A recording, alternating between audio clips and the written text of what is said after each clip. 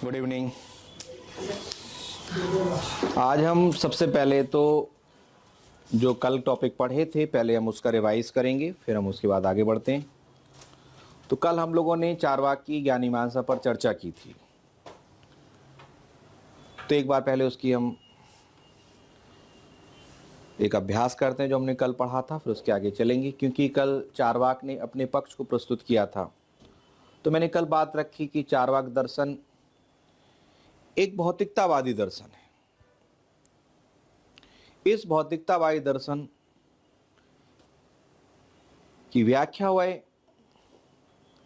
ज्ञानीमानसी पक्ष के आधार पर प्रस्तुत करता है। ज्ञानीमानसा का विश्लेषण प्रमाणों पर निर्भर होता है और चारवाक दर्शन एकमात्र प्रमाण प्रत्यक्ष को ही स्वीकृति देता है।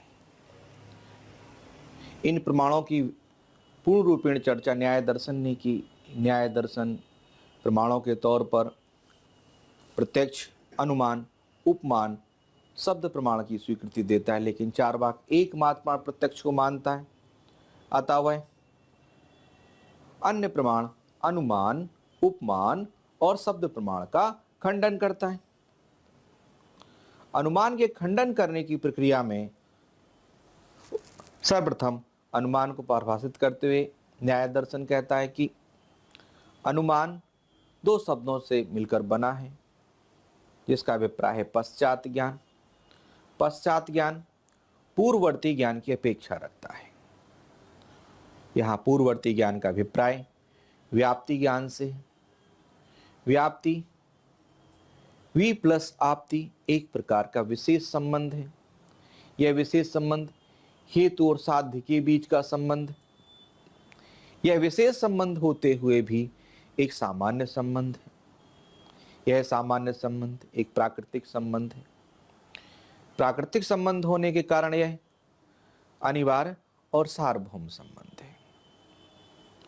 चारवाक दर्शन इस अनुमान के खंडन के लिए व्याप्ति का खंडन करता है। तो व्याप्ति खंडन के लिए वह विशेष संबंध, सामान्य संबंध, प्राकृतिक संबंध, इन सभी आधारों का क्रमशः खंडन करता है। विशेष संबंध का खंडन करने के प्रक्रम में चारवाक कहता है कि या तो हेतु धुएं का या साध्य आग का हम प्रत्यक्ष करते हैं। हम संबंध का प्रत्यक्ष नहीं करते हैं, इसलिए धुएं और आग के बीच में जो संबंध है उसको हम विशेष संबंध नहीं कह सकते, क्योंकि हमें संबंध का ही प्रत्यक्ष नहीं होता है। पुनः चारवाक यह कहता है कि यदि हम मान भी लें धुएं और आग के बीच में एक विशेष संबंध है, तो तब भी हम सामान्य संबंध के रूप में उसे स्वीकृति नहीं दे सकते। जब भी सामान्य नियम की बात कही जाती है तो सामान्य नियम प्रेक्षणों या परीक्षण पर निर्भर होता है। यह प्रेक्षण और परीक्षण हमारी वर्तमान की सीमा पर निर्भर होते हैं। वर्तमान में हमें कुछ उदाहरणों का प्रत्यक्ष होता है, अर्थात हम धुएं और आग के संबंध को कुछ स्थानों तक ही और वर्तमान की सीमा तक ही देखते हैं। हम सभी उदाहरणों को अर्थात अतीत और भविष्य के उदाहरणों का समावेश नहीं कर सकते। कुछ वर्तमान के उदाहरणों का आधार बनाकर यदि सामान्य के नियम का निगमन किया जाता है तो चारवाक कहता है कि यह दोष है, और इस दोष को वह अवैध सामान्यीकरण का दोष कहता है। पुनः चारवाक दर्शन कहता है कि यदि कोई व्याप्ति को प्राकृतिक संबंध के आधार पर अनिवार्य और निश्चित मानता है, तो चारवाक इस प्राकृतिक संबंध को भी आलोचना करते हुए कहता है कि प्राकृतिक संबंध जितने भी हैं या प्रकृति के जितने भी नियम हैं वह कार्य कारण के नियम का अनुपालन करते हैं, और कार्य कारण के नियम का ज्ञान भी अनुमान पर ही आधारित होता है। इस प्रकार चारवाक अनुमान की व्याख्या करने के प्रक्रम में व्याप्ति पर, पुनः व्याप्ति की व्याख्या करने में प्राकृतिक नियम पर, पुनः प्राकृतिक नियम की व्याख्या करने पर कार्य कारण के नियम पर, और कार्य कारण की व्याख्या करने के लिए पुनः अनुमान पर आधारित हो जाता है। तो चार्वाक कहता है यह तो प्रक्रिया दोषपूर्ण प्रक्रिया है, इसको वह चक्रक दोष कहता है। अन्य शब्दों में चार्वाक इसको आत्माश्रय दोष भी कहता है। उसका मानना है कि जो आधार वाक्य था अंततः आकर पुनः उस पर फिर से आ जाते हैं, इसलिए चार्वाक से आत्माश्रय दोष भी कहता है। चार्वाक इस खंडन की प्रक्रिया में पुनः यह भी कहता है कि अनुमान प्रमाण के लिए यदि हम दूसरे प्रमाण व्याप्ति पर निर्भर हैं, अर्थात एक प्रमाण की व्याख्या दूसरे प्रमाण पर यदि आधारित हो जाए, तब तो दूसरा प्रमाण भी एक प्रमाण है, अतः वह अन्य प्रमाण की अपेक्षा करेगा। यदि एक प्रमाण अन्य की अपेक्षा करता है तो अन्य किसी तीसरे अन्य की अपेक्षा करेगा, तब यह प्रक्रिया अनंत की ओर गतिमान हो जाती है, जिससे इसमें एक दार्शनिक दोष उत्पन्न हो जाता है, जिससे वह अनवस्था दोष कहता है। पुनः चार्वाक यह कहता है कि यदि कोई यह कहे व्याप्ति तो स्वतः सिद्ध प्रमाण है, यदि व्याप्ति स्वतः सिद्ध प्रमाण है तब भी व्याप्ति के स्वरूप को स्पष्ट करने के लिए अनुमान पर ही आधारित होना होगा। इस पर चार्वाक कहता है कि यदि इस स्थिति को मान लिया जाए तो अनुमान व्याप्ति पर और व्याप्ति अनुमान पर निर्भर हो जाता है। चार्वाक इसे पुनः एक दार्शनिक दोष की संज्ञा देता है और यह कहता है कि यह एक दोष है जिसे परस्परापेक्षा का दोष या अंग्रेजी में फैल्सी ऑफ इंटरडिपेंडेंस कहा जाता है, या अन्योन्याश्रय दोष है। इस प्रकार से चार्वाक व्याप्ति को दोषों का पुंज मानता है। वह कहता है इस व्याप्ति में दार्शनिक दोषों की तो भरमार है, और जो अनुमान ऐसे आधार पर निर्भर हो जो स्वयं में विरोधाभासों से भरा पड़ा हो, दोषों से भरा पड़ा हो, तो वह ज्ञान का आधार कैसे भी नहीं बनाया जा सकता। क्लियर? इस अनुमान प्रमाण के खंडन के उपरांत चार्वाक उपमान प्रमाण का खंडन करता है। यह उपमान शब्द भी दो शब्दों का समुच्चय है, उप और मान। उप मतलब सहायक, मान मतलब ज्ञान, यानी सहायक ज्ञान। तो चार्वाक इसके खंडन के लिए कहता है कि यदि कोई उपमान को प्रमाण मानता है तो न्याय दर्शन जब इसे परिभाषित करता है तो यह कहता है कि सादृश्य ज्ञान का प्रत्यक्षीकरण ही उपमान है। तब चार्वाक इस न्याय दर्शन की परिभाषा पर व्यंग्य करते हुए कहता है कि सादृश्य ज्ञान की वैधता तो प्रत्यक्ष पर ही आधारित है। जब वैधता प्रत्यक्ष पर ही आधारित है तो सादृश्य ज्ञान को स्वतंत्र ज्ञान की संज्ञा नहीं दी जा सकती है। वास्तव में यह तो प्रत्यक्ष पर ही निर्भर हो जाता है, अतः उपमान प्रमाण को हम प्रत्यक्ष में ही अंतर्भावित कर लेते हैं या प्रत्यक्ष में ही मिला सकते हैं। इस प्रकार वह उपमान की स्वतंत्र सत्ता का खंडन कर देता है। तत्पश्चात वह एक अन्य प्रमाण शब्द प्रमाण पर विवेचन प्रस्तुत करता है। विवेचन से पूर्व न्याय दर्शन की परिभाषा पर विचार करता है। न्याय दर्शन शब्द प्रमाण को परिभाषित करते हुए कहती है कि आप्त के उपदेश ही शब्द हैं। तो चार्वाक इस आप्त पर ही व्यंग्य करते हुए कहता है, आप पर ही आलोचनात्मक रवैया रखता है, आलोचनात्मक पक्ष रखते हुए कहता है कि यदि कोई व्यक्ति आप्त है तो आप्त का भी हमें अनुमान करना होगा, और अनुमान प्रमाण का तो खंडन पहले ही किया जा चुका है।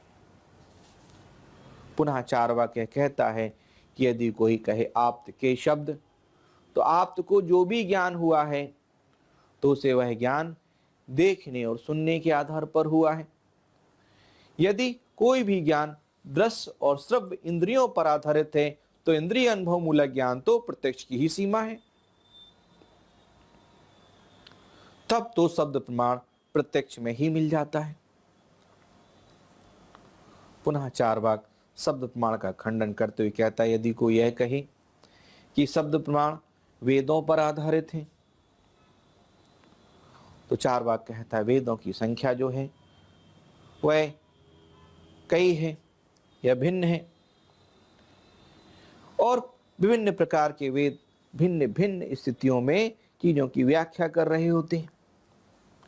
ऐसी स्थिति में वेद विभिन्न विरोधाभासी बातें कहते हैं, तो वेदों के ज्ञान को भी हम प्रमाणिक ज्ञान की संज्ञा नहीं दे सकते हैं, क्योंकि वेद यदि विरोधाभासी हैं तो विरोधाभासी ज्ञान का आधार ज्ञान को कैसे स्पष्ट कर सकता है।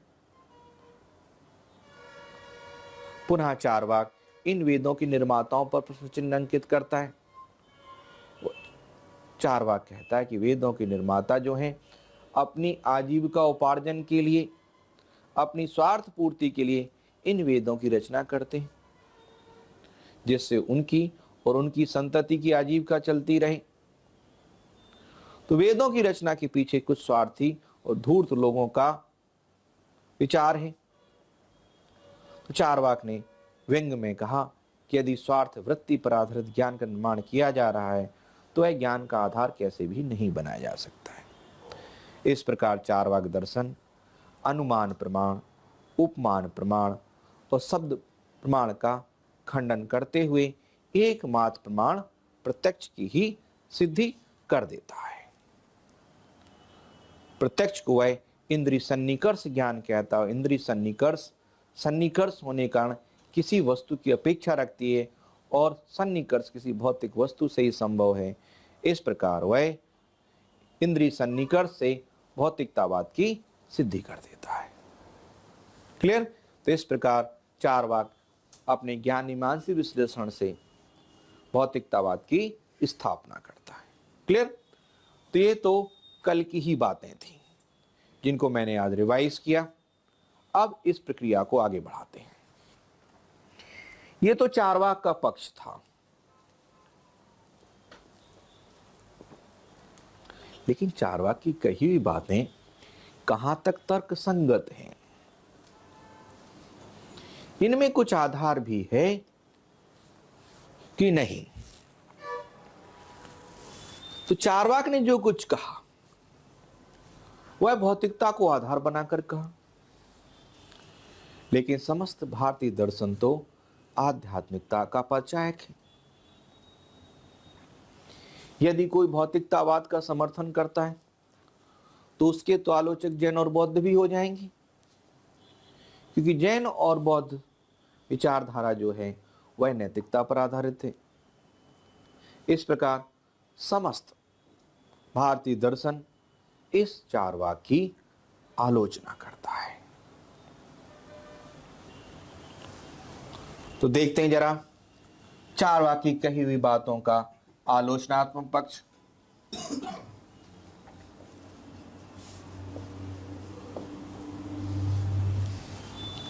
जितनी उसने बातें कही सब की सब बातों का खंडन हो जाता है। चार्वाक क्या कह रहा है? प्रत्यक्ष ही एकमात्र प्रमाण है।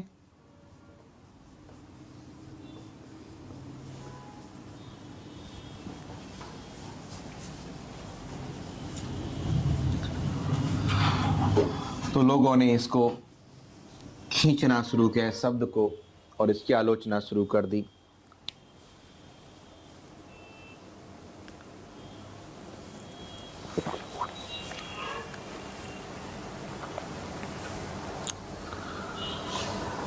आलोचकों ने कहा कि यदि व्यवहारिक तौर पर प्रत्यक्ष को एकमात्र प्रमाण माना जाए तो दैनिक जीवन में हम इस प्रत्यक्ष प्रमाण के विभिन्न प्रकार के विरोधाभास देखते हैं।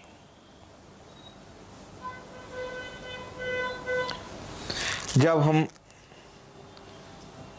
अपनी दृश्य इंद्रिय का प्रयोग करते हैं, जब हम अपनी आंख का प्रयोग करते हैं, तो हमें दूर से देखने पर सूर्य छोटा दिखाई देता है,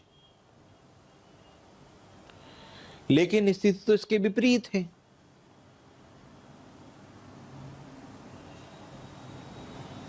यदि हम रेगिस्तानी क्षेत्र में जाते हैं, दूर से देखते हैं तो हमें पानी भरा हुआ दिखाई देता है।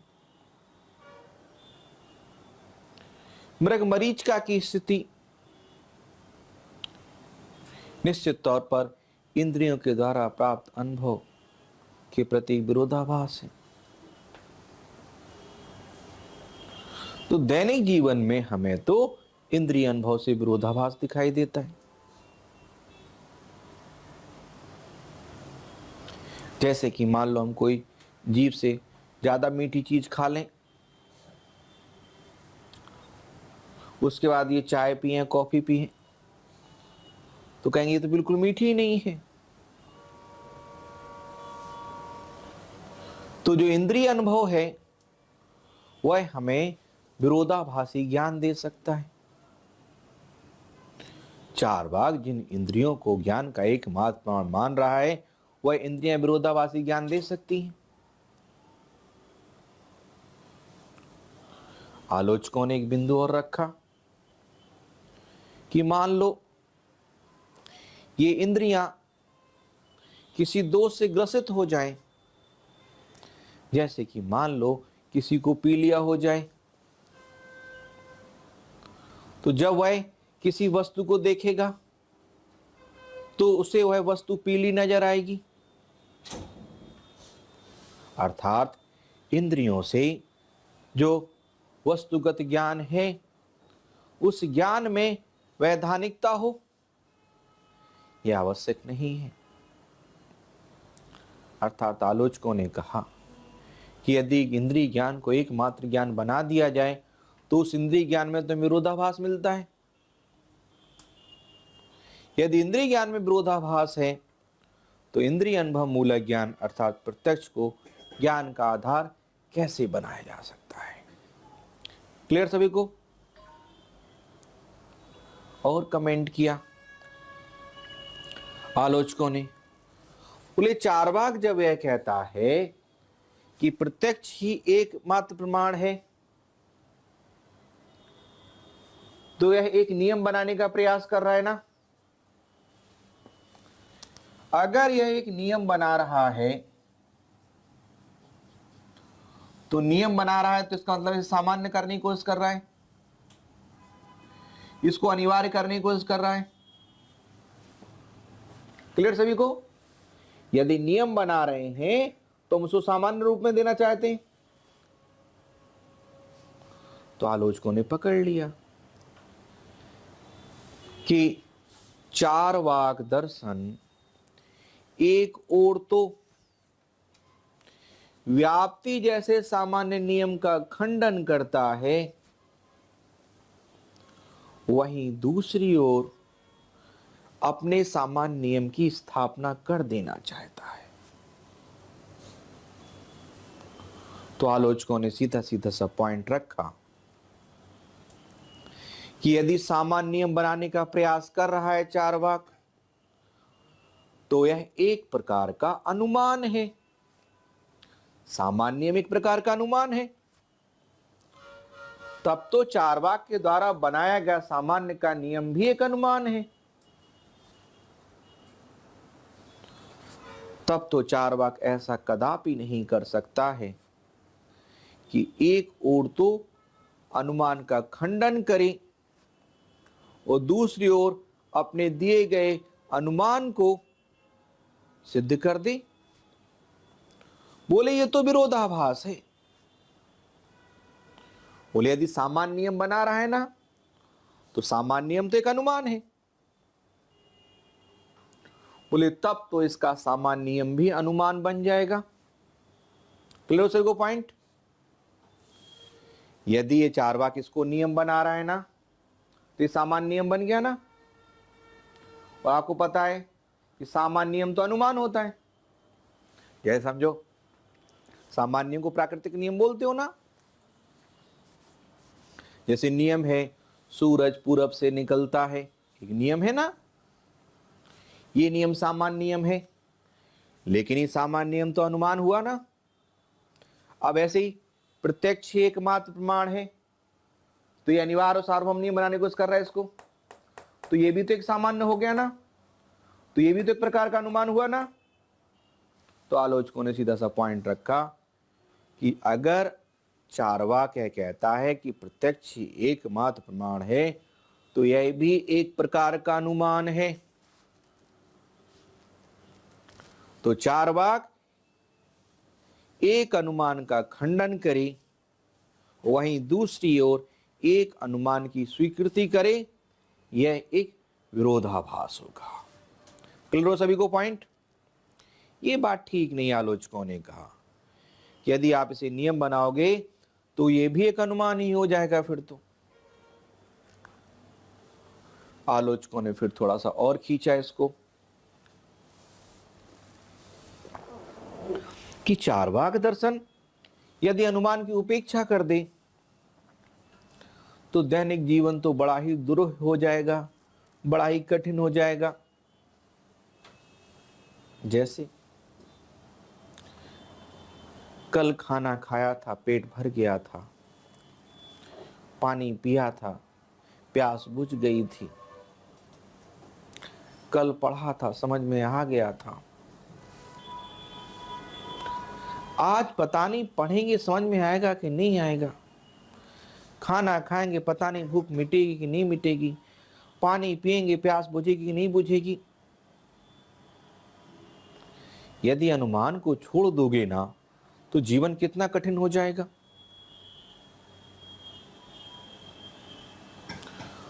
तो व्यवहारिक तौर पर लोगों ने आलोचना की चारवाक दर्शन की। यदि अनुमान की अवहेलना कर दी जाए तो व्यवहारिक जीवन अत्यंत ही जटिल हो जाएगा। हम अनुमान प्रमाण की कैसे उपेक्षा कर नहीं सकते हैं। आईएएस का प्रीलिम्स पास करना तो और कठिन हो जाएगा तब तो। उसमें तो मैक्सिमम सवाल अनुमान से ही होते हैं। जो टिक करोगे ना बड़ा कठिन हो जाएगा। कितने साल पढ़ के जाओगे, अनुमान ही लगाना पड़ेगा ना। तो लोगों ने व्यंग्य में कहा यदि अनुमान की उपेक्षा कर दी जाए ना तो दैनिक जीवन बड़ा ही कठिन हो जाएगा। लोगों ने और व्यंग्य किया इस पर, यदि अनुमान को हटा दिया जाए तो चारवाक ना तो किसी की बात को समझ सकता है और ना ही किसी को अपनी बात समझा सकता है। यदि हम किसी की बात को समझना चाहें या किसी को अपनी बात को समझाना चाहें तो हमें अनुमान का सहारा लेना पड़ेगा ना। बिना अनुमान का सहारा लिए ना तो हम किसी भी बात को समझ सकते हैं और ना ही हम उसे समझा सकते हैं।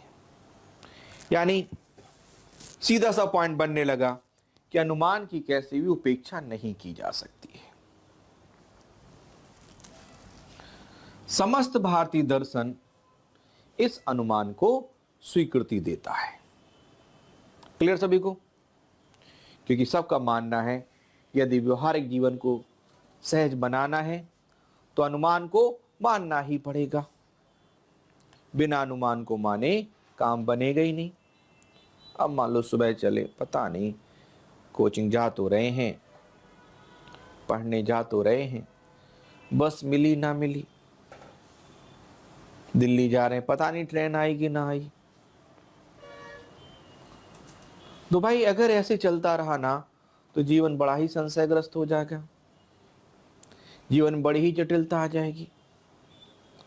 इसलिए दार्शनिकों ने कहा जीवन में सहजता के लिए अनुमान प्रमाण को बनाए रखना अपरिहार्य है, आवश्यक है। चारवाक दर्शन ने फिर उपमान प्रमाण का खंडन कर रखा था। बोले उपमान प्रमाण के खंडन में चारवाक का ये कहना था कि जो सादृश्य ज्ञान है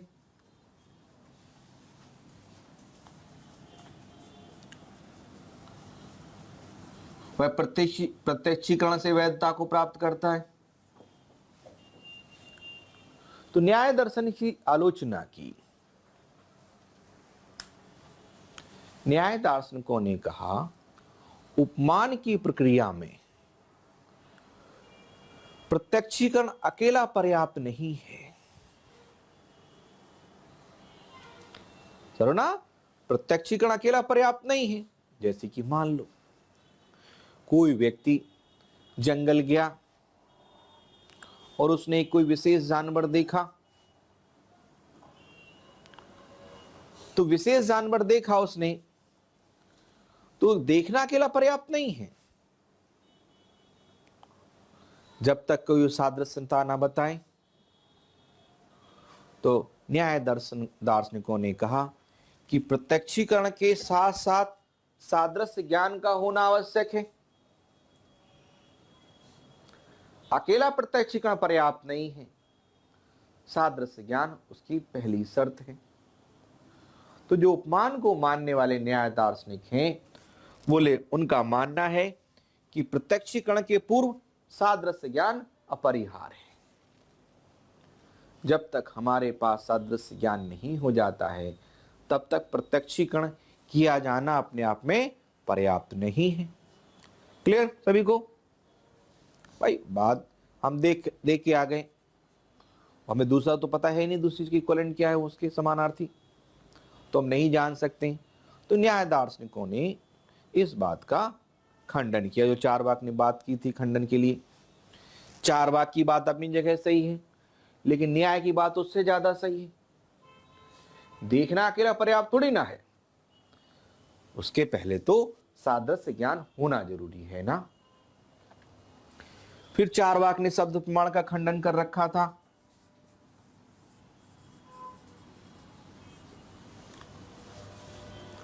तो शब्द प्रमाण की परिभाषा थी, आप्त के उपदेशी शब्द हैं। तो चारवाक ने आप्त पर ही क्वेश्चन मार्क कर दिया था ना कल। उसका कहना था कि आप्त को हम आप्त कैसे मान लें।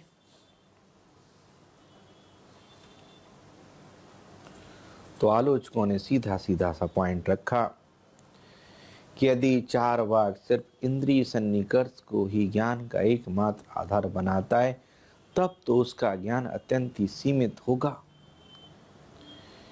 क्योंकि विभिन्न प्रकार के क्षेत्र और विभिन्न विशेषज्ञ होते हैं। विभिन्न क्षेत्रों के विभिन्न विशेषज्ञों को हमें आप तो मानना ही होगा। यदि विभिन्न विशेषज्ञों को नहीं माना जाए ना, तो मनुष्य का ज्ञान अत्यंत सीमित हो जाएगा। अब जैसे कि मान लो आप फिजिक्स से एमएससी करते हो, ठीक ना। अगर आप फिजिक्स से एमएससी करते हो तो फिजिक्स का ही तो ज्ञान हुआ, बायोलॉजी का थोड़ी ना ज्ञान हो गया। अगर कोई उपग्रहों का अध्ययन करता है, वो आप अकेला फिजिक्स का अध्ययन करते हो, भौतिकी को पढ़ते हो, तो आप कहो कि उसकी तो बात गलत है। तो इस प्रकार की बात नहीं की जा सकती। यानी चारवाक यदि बात मान ली जाए, प्रत्यक्ष ही सब कुछ है, तो निश्चित तौर पर अन्य विशेषज्ञों की, अन्य क्षेत्रों की उपेक्षा हो जाएगी।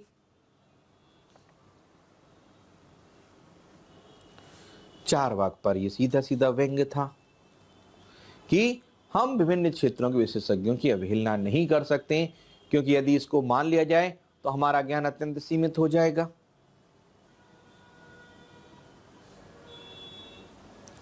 फिर चारवाक ने पॉइंट रखा था कि जो ये शब्द प्रमाण हैं, यह वेदों पर आधारित हैं। वेद तो आत्मविरोधी ज्ञान या विरोधाभासी है। तो आलोचकों ने कहा, क्योंकि चारवाक के पास प्रमाणों की संख्या के तौर पर सिर्फ एक ही प्रमाण है, प्रत्यक्ष, वह अन्य प्रमाणों को तो जानता ही नहीं है, इसलिए इन वेदों को विरोधाभासी मानता है। भारतीय दर्शन परंपरा में इन चार प्रमाणों के अतिरिक्त भी प्रमाण हैं। जब आप मीमांसा दर्शन पढ़ोगे ना, तो उसमें एक प्रमाण आएगा अर्थापत्ति। क्या होता है ये अर्थापत्ति, समझते हैं। जैसे कि मान लो देवदत्त नामक कोई व्यक्ति है, वह पूरे दिन भर कुछ भी नहीं खाता है, कुछ भी नहीं खाता है। आपने जब भी दिन में देखा कुछ खाते नहीं मिला आपको, लेकिन फिर भी देवदत्त को देखा मोटा है, बहुत बहुत मोटा है। तो दो प्रकार के अनुभव आए।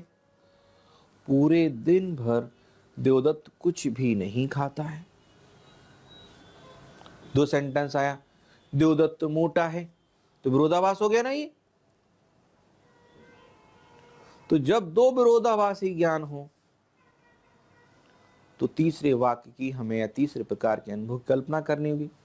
निश्चित तौर पर देवदत्त रात में दबा कर खाता होगा, जम के खाता होगा, कि बिना खाए तो कोई मोटा होता नहीं ना।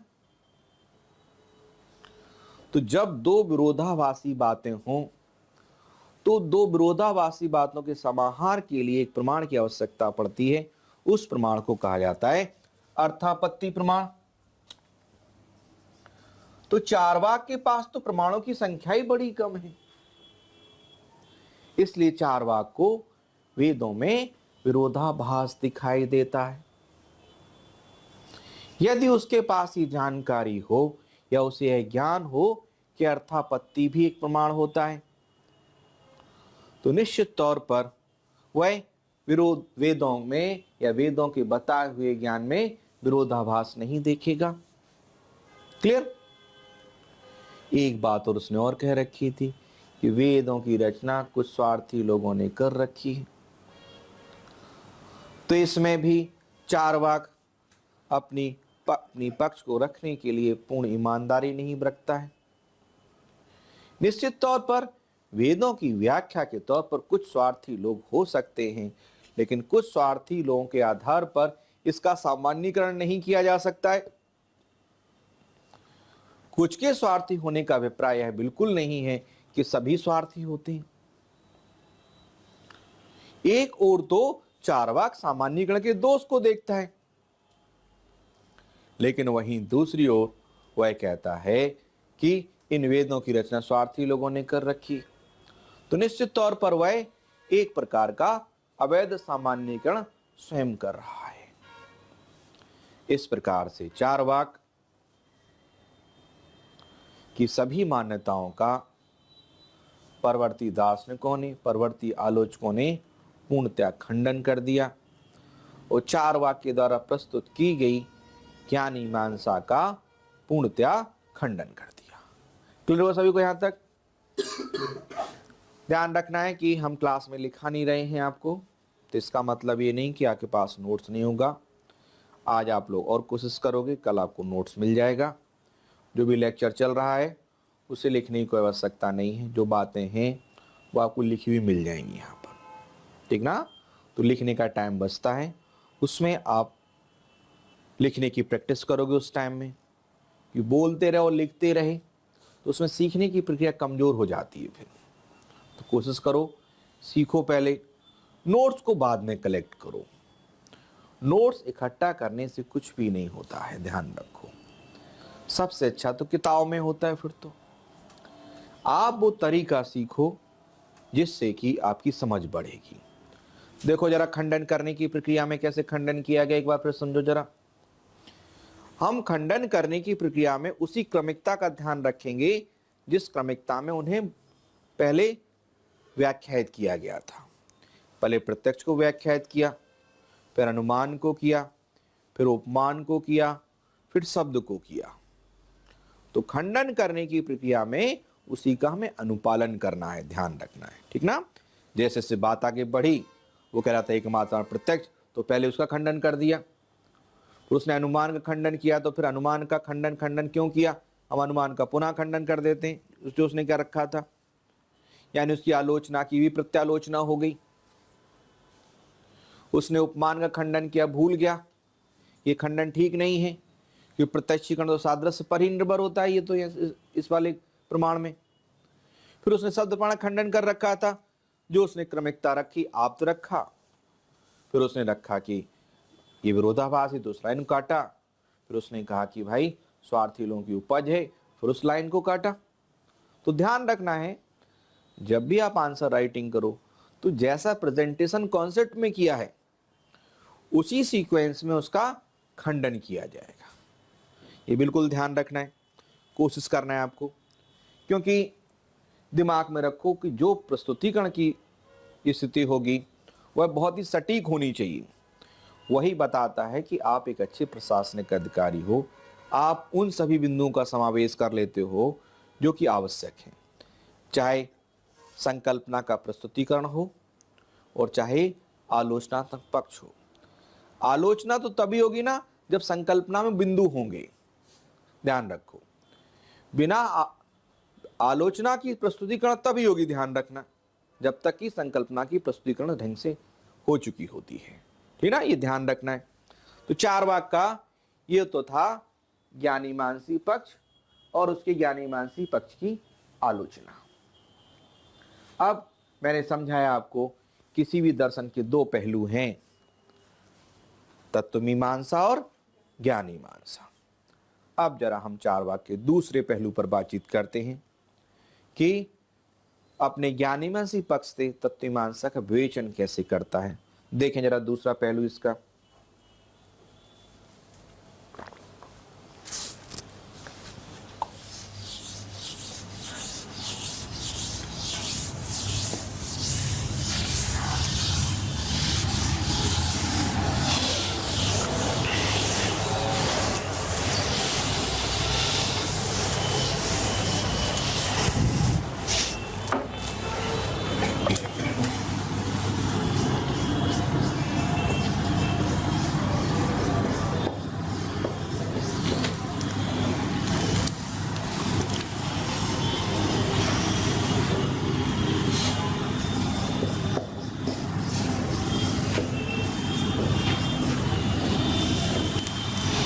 मैंने आपको समझाया कि किसी को भी दार्शनिक बनना है, ठीक है ना, तो उसे तीन पक्षों पर चर्चा करनी ही होगी, चाहे वो पाश्चात्य विचारक हो चाहे वह भारतीय विचारक हो।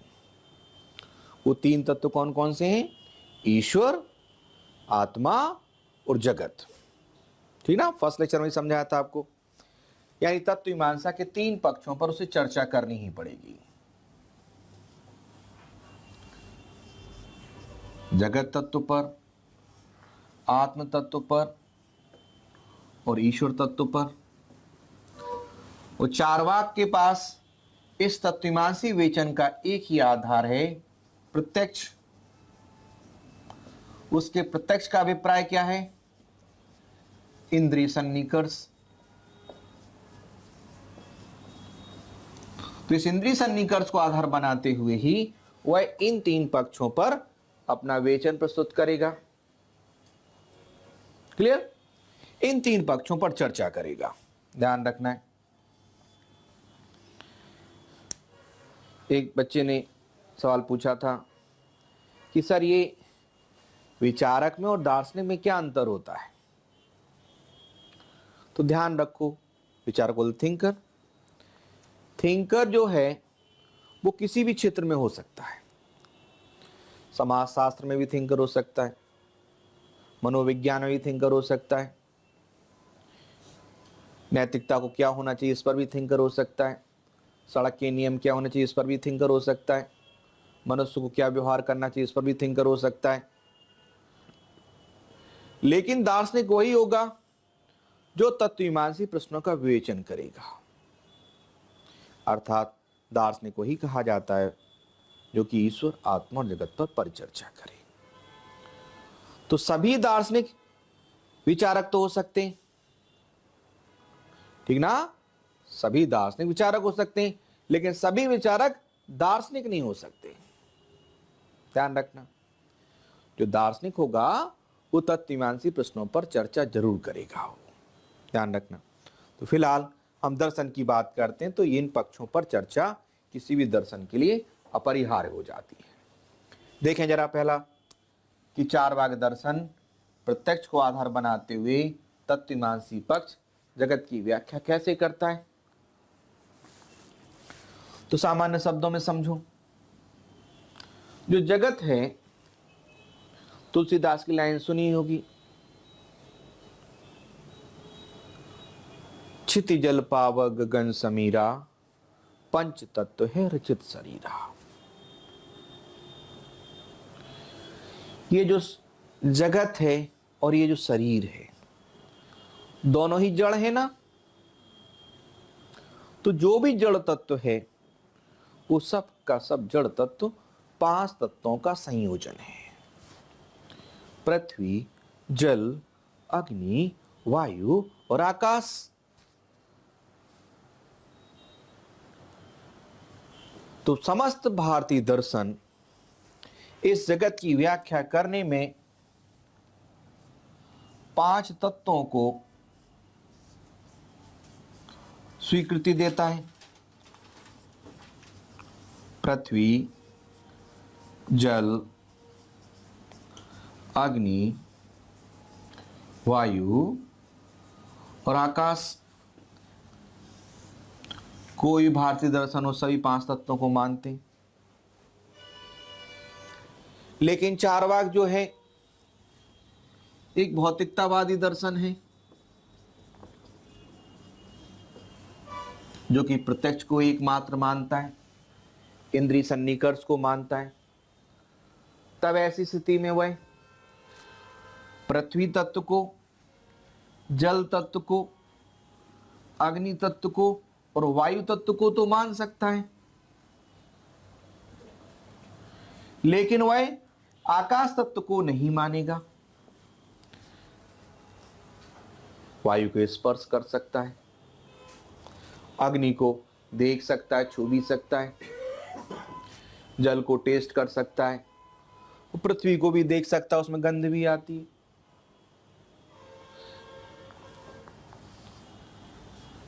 तो चारवाक जो है इन 5 तत्वों के स्थान पर 4 तत्वों को ही मानता है। वह आकाश को नहीं मानता है। क्यों नहीं मानता है? आकाश को ना तो देख सकते हो, ना ही सुन सकते हो, ना ही टेस्ट कर सकते हो, ना ही आकाश को छू सकते हो कि पकड़ में आ गया आकाश, ठीक ना। आकाश नहीं दिखाई देता क्योंकि हम लोगों के बीच में भी आकाश है ना, स्पेस तो हर जगह। आकाश दिखाई नहीं देता है हमें। आकाश का हम आकाश से कांटेक्ट नहीं कर सकते, इन सबसे तो कांटेक्ट कर सकते। तो अपने आप पॉइंट आया कि चारवाक जो है इन 4 तत्वों को मानता है, लेकिन आकाश तत्व को नहीं मानता है,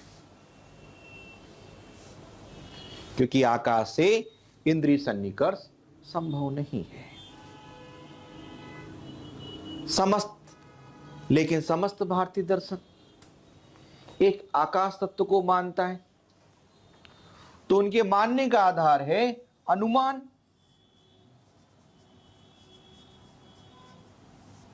है ना। समस्त भारतीय दर्शन जो है आकाश तत्व को मानता है, और इस आकाश तत्व को मानने का आधार है अनुमान। और चारवाक ने कहा कि अनुमान का खंडन तो हम पहले ही कर चुके हैं, ठीक ना। चारवाक को अनुमान मानना नहीं है, इसलिए उसे आकाश को तो मानना ही नहीं है। तो चारवाक इस जगत की रचना 4 तत्वों के आधार पर करता है। अब ये तत्व वास्तव में कैसे, इनका स्वरूप क्या है, चारवाक इसकी भी व्याख्या करते हुए कहता है कि जो ये तत्व हैं, ये तत्व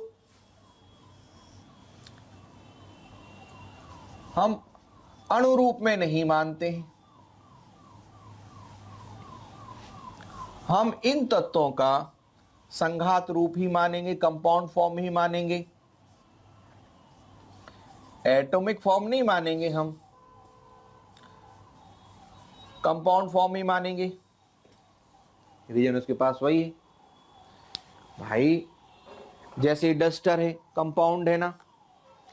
ये जो डस्टर है अणुओं से मिलकर बना है, तो क्या अणु दिख रहे हैं क्या इसके हमें? तो चारवाक अपने पॉइंट पर बिल्कुल ठीक है। चारवाक का कहना है कि अणुओं से तो हमारा इंद्रिय सन्निकर्ष होता ही नहीं है। जब हमारा अणुओं से इंद्रिय सन्निकर्ष होता ही नहीं है, अतः हम इन तत्वों के अणुरूप को स्वीकृति नहीं दे सकते हैं। क्लियर? तो चार्वाक इन तत्वों के अणुरूप को नहीं मानता है। उसे डस्टर दिख रहा है ना, डस्टर से कांटेक्ट हो रहा है सीधा उसका, मान लो, तो कहेगा कि पृथ्वी, जल, अग्नि, वायु। अगर जल का सबसे छोटा पार्ट एटॉमिक फॉर्म में हो तो दिखेगा नहीं आपको। इसमें एटमॉस्फेयर में हवा के, इसमें पानी कण है, ठंडा गिलास, ठंडा पानी रख दें गिलास में, देखो पानी आ जाता है उसमें, यानी यहाँ पर पानी के कण है, पता नहीं लग रहा है आपको, एटॉमिक फॉर्म में दिखाई नहीं दे रहे हैं आपको, टेक्निकली देखो तो चार्वाक ने कहा कि अणुरूप के तो, या अणुरूप से तो हमारा सन्निकर्ष होना नहीं, हम संघात रूप को जानते हैं, इसलिए संघात को मानेंगे कि संघात से हमारा इंद्रिय सन्निकर्ष संभव होता है।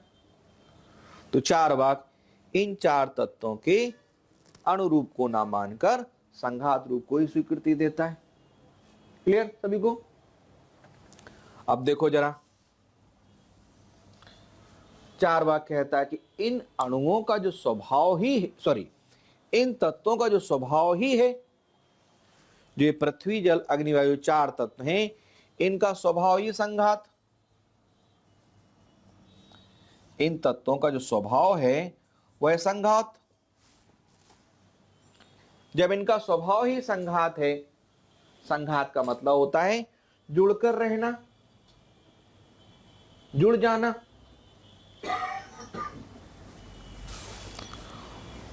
तो उसने पॉइंट समझाया कि जो ये तत्व हैं ये स्वभावतया आपस में जुड़ जाते हैं। जैसे समझो एग्जाम्पल से, जैसे इस वातावरण में यदि हाइड्रोजन हो और ऑक्सीजन हो तो अपने आप जुड़ जाएंगे ना, ऐसे समझो, जैसे लोहा हो और चुंबक हो तो अपने आप जुड़ जाएंगे ना, थोड़ा सा प्रयास हो उनका आपस का निजी। तो निश्चित तौर पर कि जो ये तत्व हैं, यदि इनका स्वभाव ही है जुड़ना, क्लियर, तो उसने कहा कि इनका स्वभाव ही जुड़ना। जैसे मान लो मैं ही हूं, यदि मेरा स्वभाव जुड़ना है तो मैं इससे भी दोस्ती कर सकता हूं, इससे भी दोस्ती कर सकता हूं, इससे भी दोस्ती कर सकता हूं। तो चार्वाक ने पॉइंट रखा, पृथ्वी, जल, अग्नि और वायु, इन सभी तत्वों का स्वभाव संघात है। तो ये तत्व स्वभावतया आपस में जुड़ जाते हैं। ये स्वभावतया जुड़ जाते हैं तो इस स्वभाव से ही जगत की रचना हो जाती है। तो इस प्रकार इसके जगत संबंधी सिद्धांत को स्वभाववाद,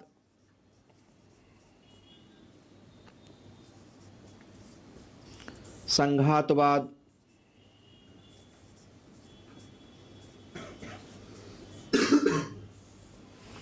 ठीक ना, प्राकृतिकवाद,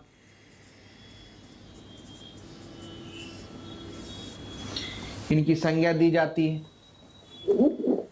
यदि मेरा स्वभाव जुड़ना है तो मान लो मैं इससे जुड़ सकता हूं, मन नहीं हुआ, जुड़ना तो स्वभाव है, मजा नहीं आया तो मैं इससे जुड़ गया। तो चार्वाक कहता है तत्वों का स्वभाव जुड़ना तो है, लेकिन ये आकस्मिक होता है, एक्सीडेंटल है ये जुड़ना जो है। क्यों जुड़ना एक्सीडेंटल है? कोई देखने वाला तो है नहीं मुझे। अगर मान लो मेरा स्वभाव दोस्ती करने का है और मुझे कोई देखने वाला ना हो, तो मेरा मन हुआ तो मैंने इससे दोस्ती कर ली, कोई नियंत्रण करता नहीं है तो मैंने इसको छोड़ के किसी दूसरे से दोस्ती कर ली। तो चार्वाक ने अपना पॉइंट रखा कि यह स्वभाववाद जो है, प्राकृतिकवाद है, इसको हम आकस्मिकतावाद भी कह सकते हैं। उसने कहा एक्सीडेंटलिज्म कह सकते हैं। आकस्मिकता, यादृच्छा है, जैसे सिक्का उछाले ना तो हेड भी आ सकता है और टेल भी आ सकता है। पांसा उछालें तो एक भी हो सकता है, दो भी हो सकता है, चार भी हो सकता है। तो चारवाक ने अपना पॉइंट रखा, यह जगत संबंधित सिद्धांत को हम यादृच्छावाद भी बोल सकते हैं। अभी समझाते हैं इन सब बिंदुओं को और स्पष्टता में। फिलहाल चारवाक के जगत संबंधी विचार को स्वभाववाद, संघातवाद, प्राकृतिकवाद, आकस्मिकतावाद, यादृच्छावाद भी कहा जाता है। तो चारवाक ने अपना पॉइंट रख दिया। अब कुछ इसमें पॉइंट और निकल के आते हैं। अब जैसे कि तत्व का स्वभाव खुद से जुड़ना हुआ, जैसे हाइड्रोजन, एक हाइड्रोजन हो तो एक हाइड्रोजन दो हाइड्रोजन जुड़ जाता है, H2 बन जाता है ना, मोनोडाइड में कन्वर्ट हो सकता है। तो ये इनका अब एक स्वभाव बन गया। जैसे अगर अग्नि है तो अग्नि का स्वभाव ताप है। ऐसी चारवाक ने कहा कि इन तत्वों का सबका अपना स्वभाव होता है। तो स्वभाव यदि किसी का है तो अपने नियम में बंध गया ना वो।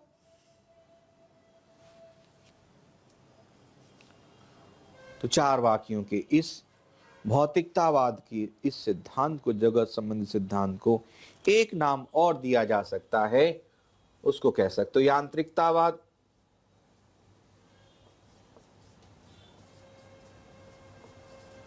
मैकेनिज्म है ये, ठीक ना, ये इनकी खुद की मैकेनिज्म है। अब जरा इसको थोड़ा सरल करके समझते हैं, थोड़ा बिल्कुल सरल करते हैं। जैसे कि मान लो जगत बनाना हुआ, वैसे ही मान लो कोई चीज बनानी हुई, ठीक ना, बिल्कुल सरलता समझते हैं।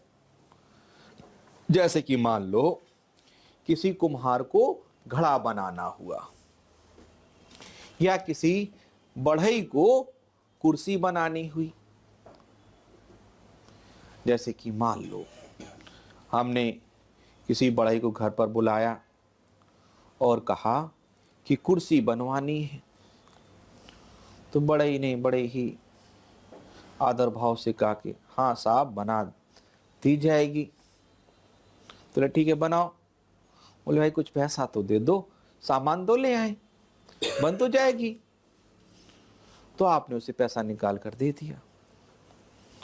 तो बाजार गया, वो लकड़ी लेकर आया। सिर्फ लकड़ी लेकर थोड़ी ना आएगा अकेला, कुछ अपना सामान भी लाएगा, जिससे लकड़ी काटी जाएगी। कुछ ऐसे सामान भी लेकर आएगा जैसे लकड़ी जोड़ी, जैसे कीलियां, ठीक है ना। देखें जरा, समझते हैं पॉइंट को। अब कुर्सी बनानी है, ऐसे समझो जगत बनाना है। क्लियर, कंपेयर कर रहे हैं पॉइंट, अपने क्लियर हो जाएगा। तो जो कुर्सी के लिए लकड़ी हो गई, ऐसी संसार के लिए ये पृथ्वी जल अग्नि वायु हो गई। जैसे कुर्सी के लिए लकड़ी, वैसी संसार के लिए पृथ्वी जल अग्नि वायु मैटर हो गया उसका बनाने के लिए। अब इधर देखो जरा, अब ले तो आया सामान। तो ये कह रहा है चारवाक कि जो ये तत्व हैं ये खुद से ही जुड़ जाते हैं। इसमें क्या गलती हो रही? तब तो भाई वो लकड़ी लेकर आया, वो लकड़ी खुद से जुड़ जाएगी फिर तो यानी इसमें कुछ गड़बड़ी है सिद्धांत में। फिर तो तुलना कर रहे हैं, पॉइंट समझना। थोड़ा और सरल करते हैं, यानी हम इसकी आलोचना कर रहे हैं, कहने का मतलब ये है। मान लो चारवाक कह रहा है कि हम चार तत्वों को स्वीकृति देंगे, आकाश को नहीं देंगे, ठीक है। तो बढ़ई लकड़ी लेकर आया, अपना बनाने का सामान भी लाया। उसने कहा कि साहब ये कुर्सी कहाँ बनानी है? जगह तो दे दो। आपने कहा कि जगह तो मेरे पास है ही नहीं। गुस्से में और आ जगह बढ़ी। बोले जब जगह थी नहीं बनाने के लिए तो फिर ये लकड़ी मंगाई क्यों? चारवाक भूल गया कि उसने तत्व तो ले लिए, मैटर तो ले लिया, लेकिन आकाश तो उसके पास है ही नहीं, स्पेस तो है ही नहीं ना। तो चारवाक की इस बिंदु पर आलोचना की जाती है। चारवाक यह भूल जाता है कि पृथ्वी, जल, अग्नि, वायु जैसे भौतिक तत्वों को तो लेता है, लेकिन ये भौतिक तत्व जुड़ेंगे कहां? ये लकड़ी जुड़ेगी कहां? कहीं कोई फालतू चीज जुड़ गई तो उसे हटाई कहां जाएगी? चारवाक के पास तो यह जगह ही नहीं है। तो चारवाक की इस पॉइंट पर आलोचना की जाती है कि यदि चारवाक आकाश तत्व को स्वीकृति नहीं देगा तो इन तत्वों का कहां पर संयोग होगा और कहां इनका विभाग होगा। इसकी आलोचना हो जाएगी ना। देखो दिमाग रखो, एग्जाम्पल, भाई कारपेंटर सामान लेके आ गया, आपने कहा जगह नहीं है, तो अपने आप आलोचना हो गई ना। उस कारपेंटर ने आलोचना कर दी ना कि जब जगह ही नहीं थी तो सामान मंगाया क्यों। तो यह आलोचना चारवाक पर भी हो गई। बिना आकाश तत्व के इन भौतिक तत्वों का संयोग संभव ही नहीं है। वो लकड़ी जुड़ेगी कहां? तो चारवाक की गलती हो गई। क्लियर सभी को पॉइंट? फिर दूसरी गलती इसने यहां कर दी। वो कहने लगा कि ये भौतिक तत्व जो हैं ये अणु रूप में नहीं होते, ये संघात रूप में ही होते हैं। तो इसमें साइंटिफिक एरर हो गई। यदि वैज्ञानिक दृष्टिकोण से विवेचन किया जाता है तो कोई भी संघात रूप बिना अणु रूप के संभव नहीं है। If there is any compound, that compound completely depend on atoms. Charvaka भूल गया, वो संघात तो मान रहा है, लेकिन भूल गया कि अगर कहीं कोई भी संघात हो तो कोई भी संघात बिना अणुरूप के संभव नहीं है। इस पॉइंट पर भी गलती, इस पॉइंट पर भी गलती। फिर वो कहने लगा कि ये तत्व जो होते हैं स्वभावतः जुड़ जाते हैं। अगर तत्व स्वभावतः जुड़ने लगे, या सरल किया, यदि जड़ तत्व स्वभावतः जुड़ने लगे ना, तब तो स्थिति बड़ी खराब हो सकती है। मान लो ये भी जड़ तत्व है और ये भी जड़ तत्व है, ये जुड़ गए, फिर थोड़ी देर पोडियम भी जुड़ गया इसमें, फिर बोर्ड भी जुड़ गया, फिर कुर्सियां भी जुड़ गई, हम भी जड़ तत्व, हम भी जुड़ गए, आप भी जड़ तत्व, आप भी जुड़ गए। फिर क्या हुआ? ये तो स्थिति और ज्यादा खराब हो गई। चारवाक दर्शन भूल गया कि चीजों को जोड़ तो रहा है। जगत की प्रक्रिया में यदि सृष्टि है तो सृष्टि के साथ प्रलय का नियम भी होता है। तो चारवाक जो है संघात की तो व्याख्या करता रहता, जुड़ने की तो व्याख्या करता है, लेकिन उनके पृथक होने की व्याख्या नहीं करता है। तो आलोचकों ने भी बिंदु रखा। उस एग्जाम्पल पे ले आओ।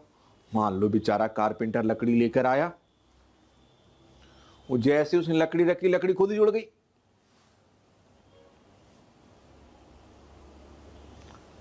तो कारपेंटर क्या करता है? अगर जरूरत नहीं तो काट देता है ना। तो किसी भी निर्मिति में जितना जरूरी जुड़ना है उतना ही जरूरी उसका टूटना भी है। जगत संबंधी सिद्धांत में जितना जरूरी सृष्टि है उतनी ही जरूरी प्रलय भी है। यदि संयोग जरूरी है तो विभाग भी जरूरी है ना। जैसे वर्तमान संदर्भ में, फिजिक्स में, यदि मोशन है तो फ्रिक्शन भी तो है। सामान्य तौर पर जगत संबंधी व्याख्या में चीजों को जोड़ने और तोड़ने का काम ईश्वर के पास है। जगत को बनाने का और जगत को विध्वंस करने का, जगत की सृष्टि का और जगत में प्रलय लाने का कार्य तो ईश्वर के पास है।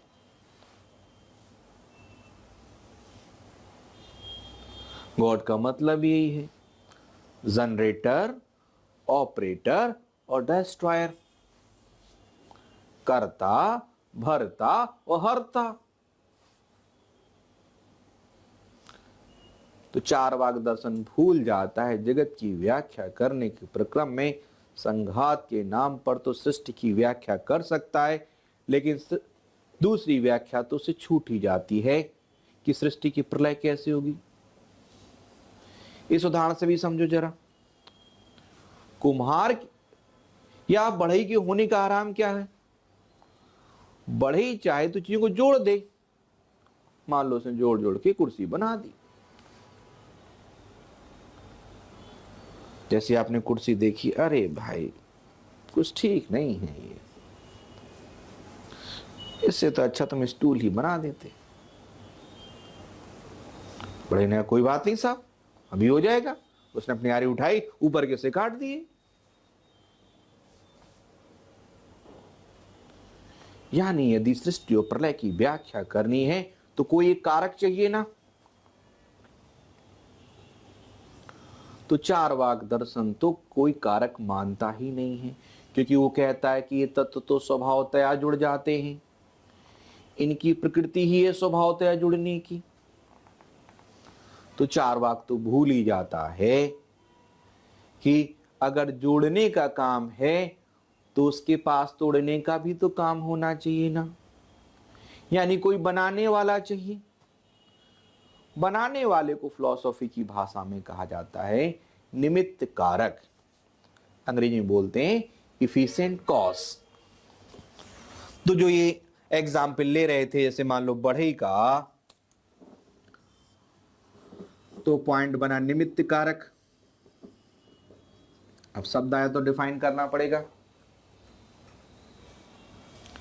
निमित्त कारक एक ऐसा कारक होता है जो यह क्षमता रखता है कि किसी मैटर को आकार दे सके। ये समझे एग्जाम्पल में, बढ़ई में क्षमता है कि वह लकड़ी को आकार दे सके। क्लियर हो पॉइंट सभी को? अब इधर निमित्त कारक तो है ही नहीं, ये तत्व तो स्वयं जुड़ रहे थे। तो चारवाक दर्शन यह भूल जाता है कि बिना निमित्त कारक के चीजों में या इन तत्वों में संयोग संभव नहीं है।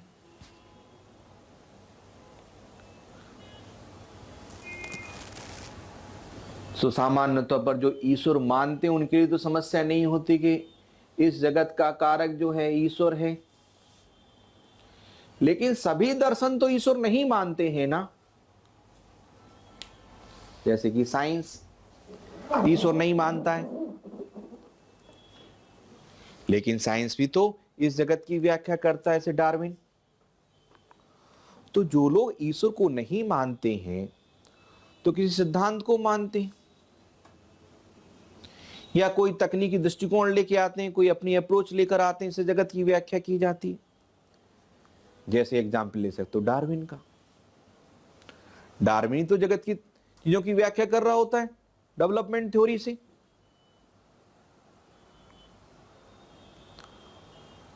तो आलोचकों ने पॉइंट रखा कि यदि जगत की व्याख्या करनी है तो या तो ईश्वर की मान्यता को स्वीकृति देनी होगी या किसी सिद्धांत की मान्यता को स्वीकृति देनी होगी। यदि चारवाक स्वभावतया इस जगत के सिद्धांत की व्याख्या कर देना चाहता है तो यह बड़ा ही दोषपूर्ण सिद्धांत बनेगा। आलोचकों ने चारवाक के इस जगत सिद्धांत का कटु खंडन किया। बोले कि ये तो विरोधाभासों से भरा पड़ा है, इसमें तो कमियां ही कमियां हैं, कि क्योंकि कोई भी अचेतन तत्व स्वयं से संचालित नहीं हो सकता है।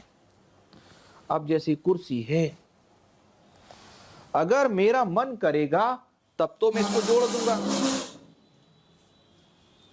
कोई भी अचेतन तत्व जो है वह स्वयं से तो संचालित हो नहीं सकता है। तो चारवाक की सबसे बड़ी कमी थी कि अगर अचेतन को संचालित करना है तो चेतन तत्व को लाना ही होगा। तो इसलिए सामान्य तौर पर जितने भी ईश्वरवादी हैं वो जगत की व्याख्या करने के प्रक्रम में ईश्वर को ले आते हैं। क्लियर सभी को पॉइंट? तो चारवाक की इस जगत के सिद्धांत में बहुत सी आलोचनाएं बन जाती हैं। चारवाक ईश्वर क्यों नहीं लाया? उसके पास भी रीजन था। एक तो उसके पास थ्योरी थी प्राकृतिकवाद की, स्वभाववाद की। बोले स्वभावतः हो जाते हैं।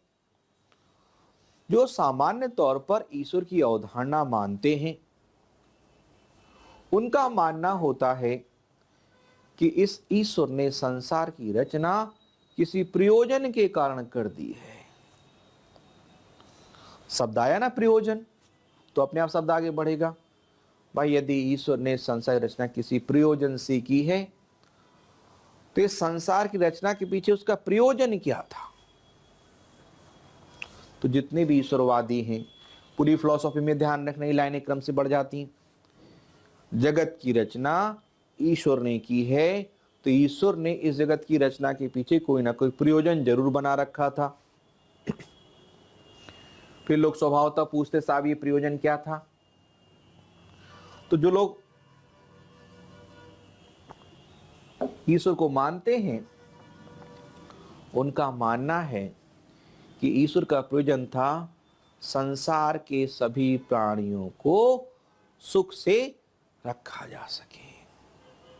अपने आप पॉइंट पकड़ में आ रहा होगा। ये तो बड़ी गलत बात कह रहे हैं, जब संसार बने नहीं प्राणी के कहां से आ गए?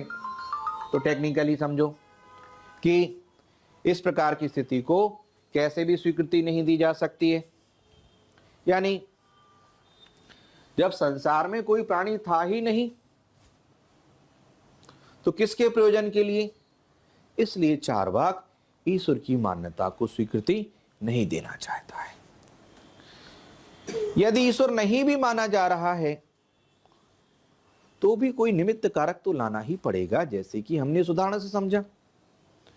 भाई यदि कोई चीज बनानी है तो बढ़ई जैसा कोई व्यक्ति लाना ही पड़ेगा, तभी काम बनेगा। क्लियर? लेकिन फिलहाल चारवाक का जो प्रस्तुतिकरण था जगत संबंधी विवेचन में वह पूर्णतया आलोचना का शिकार हो गया। क्लियर? देखें जरा हमने कितनी बातें बताई, फिर से रिपीट करते हैं एक बार। इसमें 3 ही पॉइंट है बेसिकली। कैसे उठाओगे पॉइंट को? चारवाक जगत संबंधी विवेचना भौतिकतावादी दृष्टिकोण से करता है। अपनी भौतिकतावादी दृष्टिकोण में वह इंद्रिय सन्निकर्ष की मान्यता को मानने के कारण 5 तत्व पृथ्वी जल अग्नि वायु और आकाश में पृथ्वी जल अग्नि वायु को ही स्वीकृति देता है, क्योंकि इंद्रिय सन्निकर्ष के अनुसार वह इन 4 तत्वों की ही स्वीकृति दे सकता है। वह आकाश तत्व को अस्वीकृत करता है, क्योंकि जो भी भारतीय दर्शन में आकाश तत्व को स्वीकृति देता है उसका कारण अनुमान प्रमाण है और चारवाक अनुमान का खंडन करता है। पहला पॉइंट, ठीक ना? फिर इनका स्वरूप बताना पड़ेगा। चारवाक दर्शन इन 4 तत्वों का स्वरूप स्पष्ट करते हुए कहता है कि ये तत्व अणुरूप में नहीं होते हैं बल्कि संघात रूप में होते हैं। क्लियर? दूसरा पॉइंट, फिर इसी संघात शब्द को खींच देना है। चारवाक दर्शन का मानना है इन तत्वों का स्वभाव ही संघात होता है, अर्थात ये तत्व स्वभावतया प्रकृत्या आपस में संयुक्त हो जाते हैं। क्योंकि ये तत्व स्वभावतया प्रकृत्या आपस में संयुक्त हो जाते हैं, अतः इन्हें किसी निमित्त कारक की कोई आवश्यकता नहीं होती है। चारवाक के इस विचार को स्वभाववाद, प्राकृतिकवाद या यदृच्छवाद, आकस्मिकतावाद कहा जाता है, जिसमें किसी अतीन्द्रिय कारक की कोई आवश्यकता नहीं है। लेकिन चारवाक की यह जगत संबंधी या चार वाक का जगत संबंधी विचार से पर आप चेंज हो जाएगा अपने आप आलोचना में। जगत संबंधी विचार विभिन्न दार्शनिक दोषों से भरा है। चार वाक भूल जाता है कि यदि चार भौतिक तत्वों को स्वीकृति दी जाएगी तो भौतिक तत्वों में संयोग और विभाग होगा, तो संयोग और विभाग करने के लिए आकाश की आवश्यकता होगी, लेकिन चार वाक आकाश तत्व को नहीं मानता है। क्लियर। नेक्स्ट पॉइंट पर, वैज्ञानिक दृष्टिकोण से चार वाक जब तत्व की स्वीकृति देता है तो भूल जाता है कि तत्व को सीधे संघात रूप में नहीं माना जा सकता है, कि कोई भी संघात बिना अणु के संभव नहीं है। क्लियर। पुनः चार वाक का यह कहना कि ये तत्व स्वभावतः अपने यांत्रिकतावाद से स्वभाववाद से जुड़ जाते हैं, तो इसे भी प्रशंसनीय नहीं कहा जा सकता है, क्योंकि यदि संयोग है, यदि सृष्टि है, तो सृष्टि के साथ प्रलय का होना अपरिहार्य है।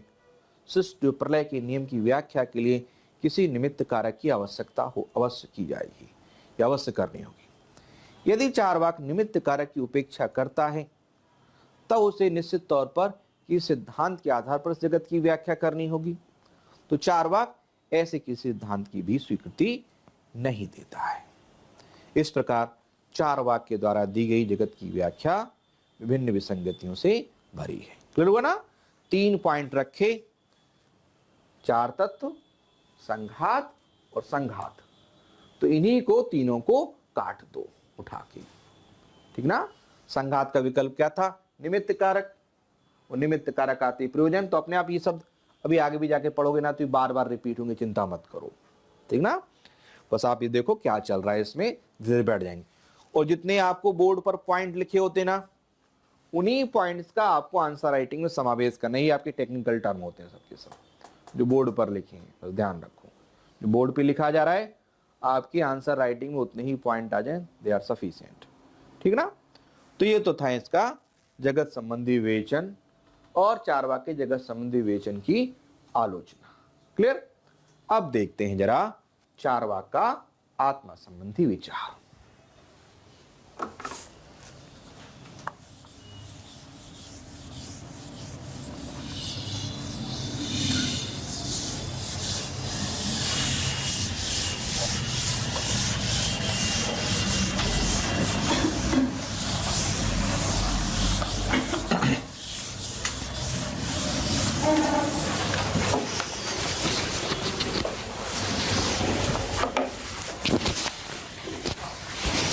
आपको इतना पॉइंट तो क्लियर हो ही गया कि चार वाक भौतिकतावादी है,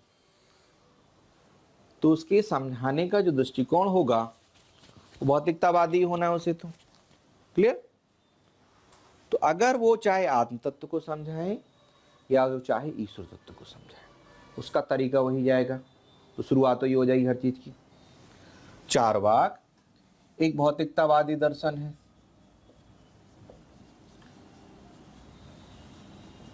तो इस भौतिकतावादी दृष्टिकोण के कारण वह इंद्रिय सन्निकर्ष को एकमात्र आधार मानता है।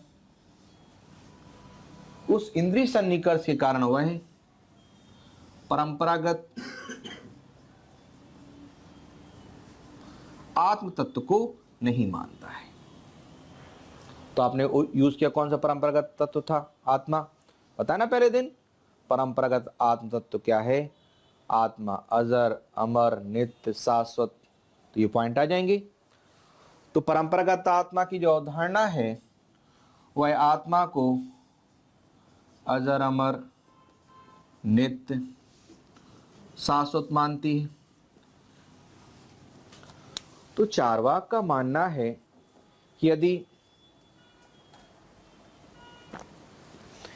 इंद्रिय अनुभव को देखा जाता है या इंद्रिय अनुभव के आधार पर जाना जाता है ना, तो इंद्रियानुभव से हमें कहीं कोई भी अजर अमर आत्मा नहीं दिखाई देती है, कोई नित्य आत्मा नहीं दिखाई देती। तो उसका सबसे पहला पॉइंट तो आत्मा के लिए ही हो गया। यानी चार वाक कहता है कि परंपरागत आत्म तत्व की अवधारणा को हम नहीं मान सकते हैं कि परंपरागत आत्म तत्व की अवधारणा उसके इंद्रिय सन्निकर्ष की सीमा में नहीं आती है। तो पहला पॉइंट ही होगा उसका सीधा सीधा, और यही पॉइंट हर जगह रखेगा, परंपरागत आत्मा की अवधारणा नहीं मान सकते। क्लियर सभी को पॉइंट ये? उसका वही पॉइंट आ जाएगा सीधे सीधे। बोले अगर आप आत्मा को जानना ही चाहते हो, इन चार वाक्य ने पॉइंट रखा कि आत्मा जो है वह शरीर से भिन्न नहीं है।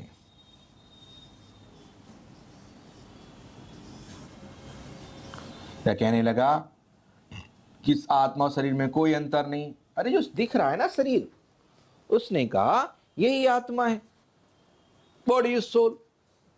यानी उसकी फिलॉसफी में चार वाक्य जड़ है मेनली हो, तो उसको कहना ही था कि शरीर ही आत्मा है। तो चार वाक्य ने ही पॉइंट रखा कि शरीर ही आत्मा है।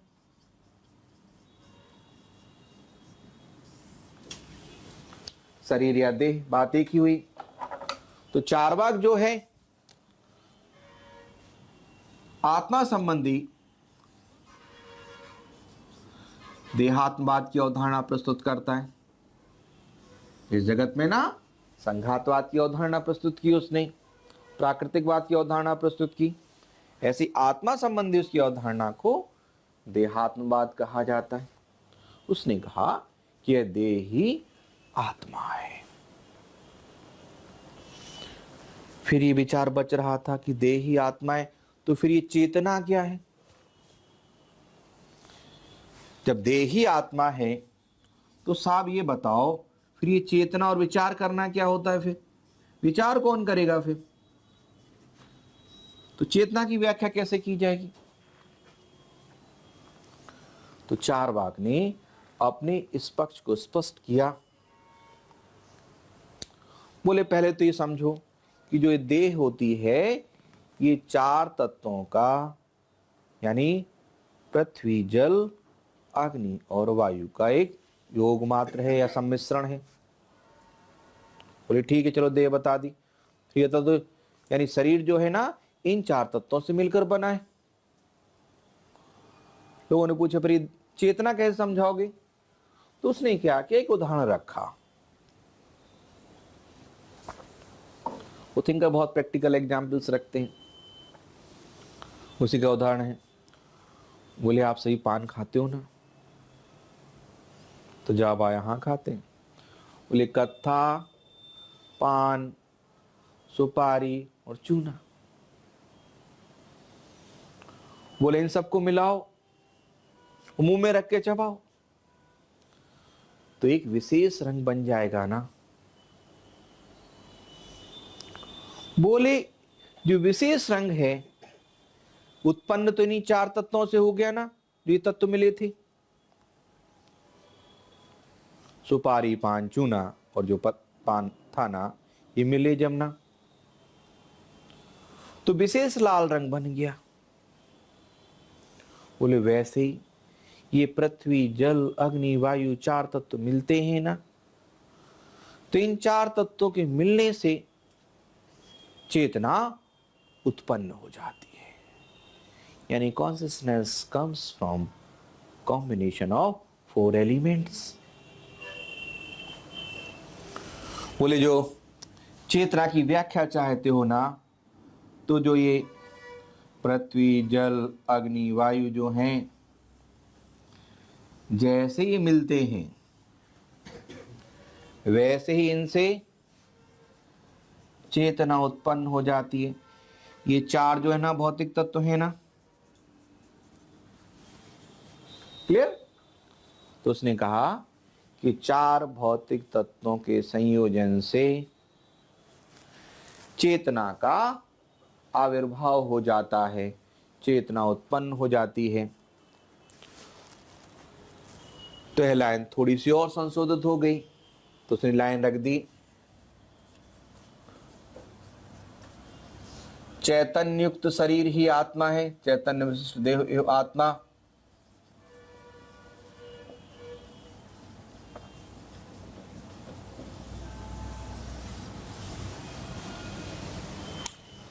बोले चेतना जो शरीर है, बोले यही आत्मा है। अब लेकिन उसको एक पॉइंट अभी समझाना था कि हम कैसे कह सकते हैं कि यह शरीर ही आत्मा है, क्योंकि परंपरागत मान्यता ये मानती थी कि शरीर नष्ट हो जाता उसके बाद भी आत्मा बनी रह जाती है। तो चारवाक ने तर्क रखा। उसने कहा कि मान लो कोई व्यक्ति ये कहता है कि मैं कृष हूं, मैं स्थूल हूं,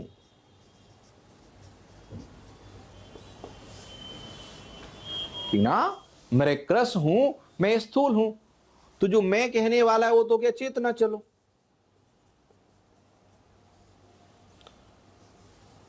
या आपके लिए भाषा में हो गया आत्मा शब्द। बोले ये तो शरीर हो गया ना। बोले जैसे मैं कहूं कि मैं मोटा हूं, स्थूल मतलब मोटा, कृष मतलब कमजोर। यदि मैं कहूं मैं मोटा हूं,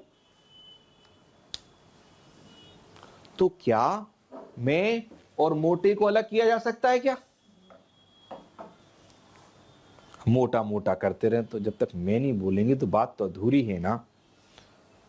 तो चारवाक ने तर्क रखा, यानी चारवाक अपना तर्क रखते हुए कहता है कि जिस प्रकार से मैं कृष हूं, मैं स्थूल हूं, मैं को कृष और स्थूल से पृथक नहीं किया जा सकता है। तो चारवाक कहता है कैसे भी चेतना को और शरीर को आपस में पृथक नहीं किया जा सकता है, अर्थात दोनों में एक आइडेंटिकल रिलेशन है, दोनों में एक तादात्म्य संबंध है। चारवाक ने पॉइंट रखा कि इन दोनों में जो है ना एक तादात्म्य संबंध है, इन्हें पृथक किया ही नहीं जा सकता कैसे भी। इसलिए चारवाक कहता है कि शरीर के नष्ट होते ही सब कुछ नष्ट हो जाता है। इसलिए चारवाक का मानना होता है शरीर नष्ट हुआ यानी मरना। इसलिए चारवाक का कहना होता है कि यह मरना है ना, यही मोक्ष है, मरणेयो अपवर्गा। बोले अगर कोई सोचता है कि कहीं कोई मोक्ष है, अरे मरे तो मोक्ष, झंझट खत्म कर दिया उसने। बोले मरणेयो अपवर्गा।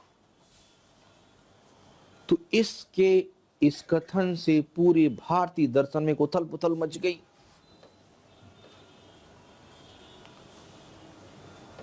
यानी उसकी जो बात रही कि यह शरीर ही आत्मा है, तो परंपरागत अवधारणा जो आध्यात्मिक अवधारणा आती उस पर सीधे सीधे चोट होने लगी। तो इस आत्मा की अवधारणा ने पूरे के पूरे आध्यात्मिक विचारों पर चोट पहुंचा दी।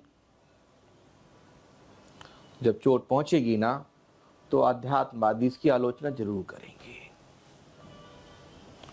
तो अध्यात्मवादियों ने इसकी आलोचना की। आलोचना करना आवश्यक भी हो गया था, क्योंकि यदि आलोचना नहीं की जाती ना तो इसका बहुत दुष्परिणाम भी निकलना था।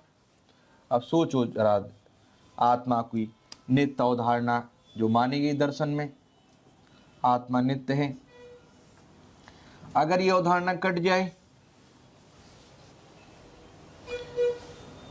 तो जो आत्मा की अमरता की अवधारणा कट जाएगी ना,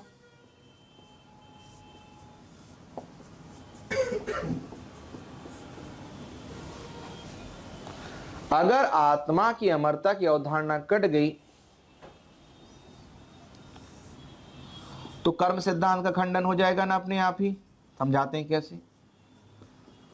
अगर कर्म सिद्धांत नहीं रहा ना तो नैतिकता अपने आप ही खत्म हो जाएगी ना। समझते हैं इन बिंदुओं को जरा। अगर नैतिकता नहीं रही ना तो इंसान व्यक्तिवादी हो जाएगा ना, और जो व्यक्तिवादी होगा ना वो पूर्णतः स्वार्थी हो जाता है फिर तो। अगर व्यक्ति स्वार्थी हो गया ना, तो समाज तो अपने आप ही विकृत हो जाएगा ना, और जब अच्छा समाज नहीं होगा तो अच्छे राष्ट्र की बात सोची नहीं जा सकती। समझते हैं इन बिंदुओं को? क्या भाई इसमें ऐसी क्या बात कर दी, ऐसी कितनी लंबी दूर तक पहुंचोगे इसकी तो।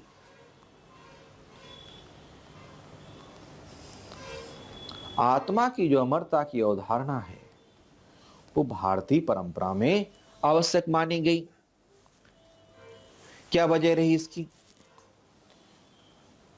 बोले कर्म सिद्धांत के लिए जरूरी है। फिर पॉइंट बना, कर्म सिद्धांत क्या होता है साहब? ऐसा कर्मा थ्योरी कहती है या कर्म सिद्धांत कहता है कि जो कर्म करोगे उसका फल अवश्य मिलेगा। यदि आपने कर्म नहीं किया है तो आपको उसका फल नहीं भुगतना पड़ेगा।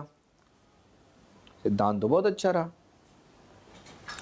लेकिन देखें जरा इस पॉइंट को।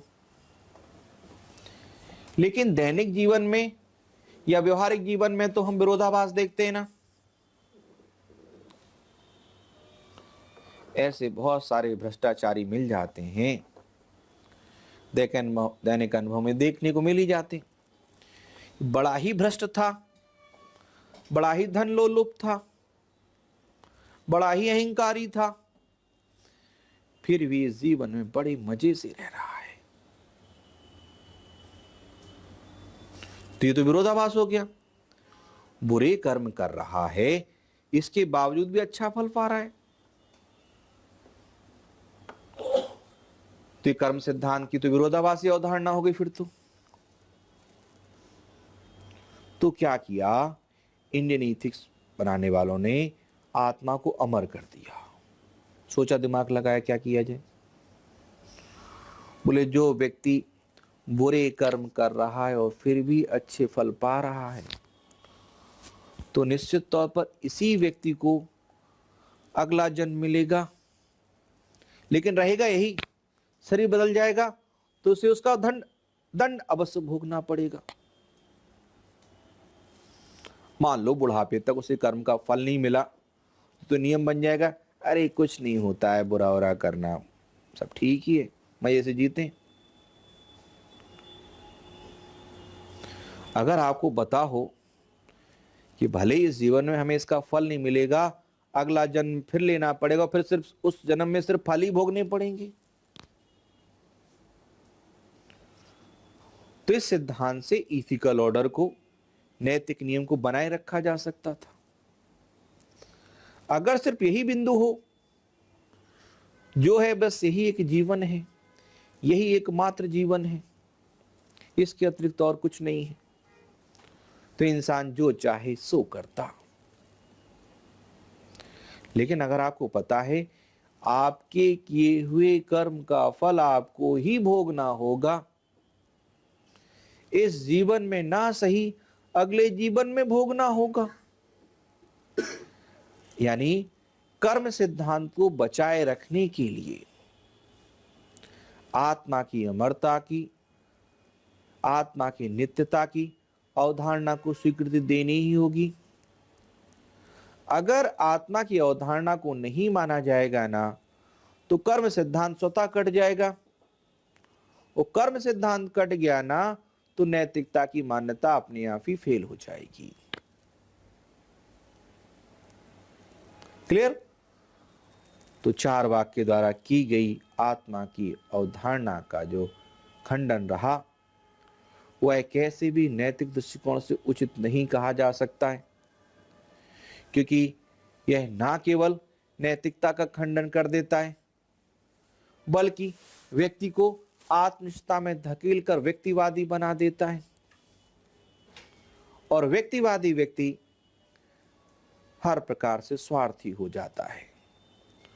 और जब मनुष्य की सोच व्यक्तिवादी, व्यष्टिवादी होगी, तो समाज के पक्षों का उसे कदापि ध्यान नहीं होगा।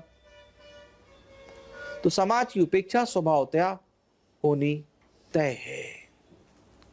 यदि समाज अच्छा नहीं है तो निश्चित तौर पर अच्छे राष्ट्र का निर्माण कैसे भी संभव नहीं है।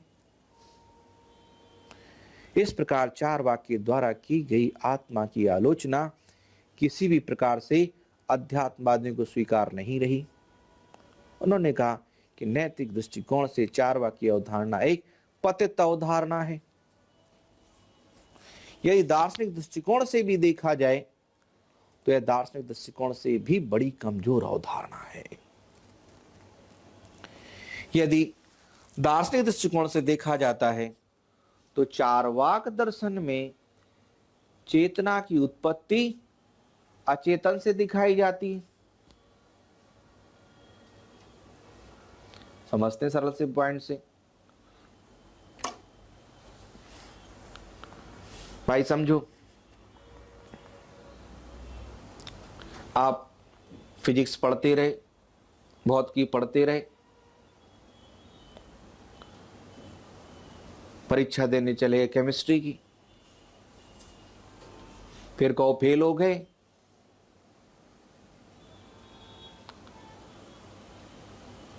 तो भाई यदि चेतना की व्याख्या करनी है तो चेतन तत्वों को लेना पड़ेगा ना। चारवाक भूल गया कि यह एक प्रकार की मिस्टेक हो गई, साइंटिफिक मिस्टेक हो गई। अचेतन भौतिक तत्व पृथ्वी, जल, अग्नि, वायु कैसे भी चेतन को उत्पन्न नहीं कर सकते, चेतन को कैसे प्रेरित नहीं कर सकते। जैसे क्लास में मैं कहता हूं, मान लो खड़े खड़े लेक्चर दे रहे हैं, पैर दर्द करने लगे, तो कुर्सी कहेगी क्या कि सर बड़ी देर से खड़े हो, बैठ जाओ सर।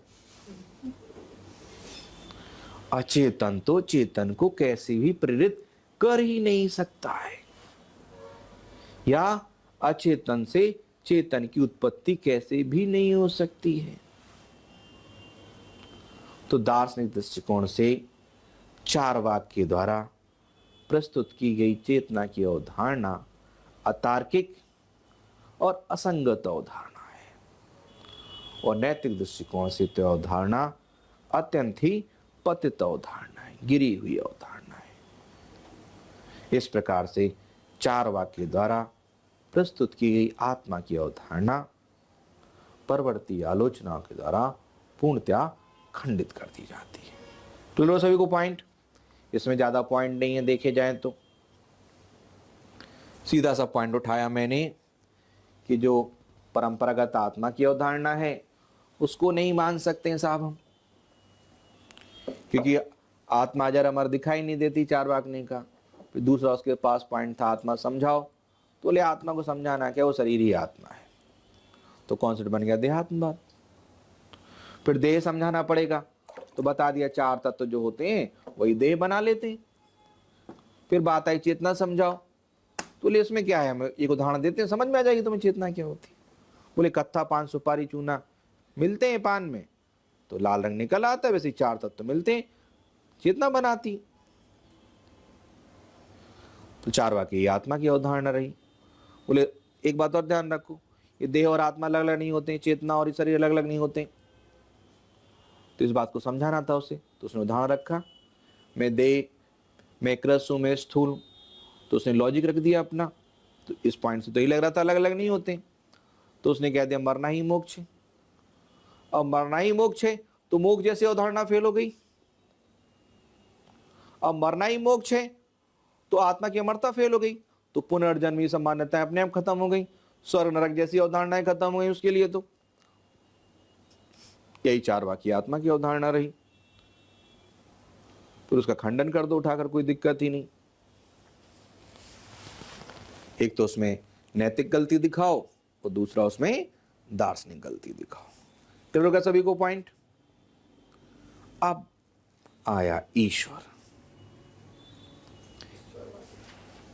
देखते हैं जरा ईश्वर की कैसे आलोचना करता है थिंकर।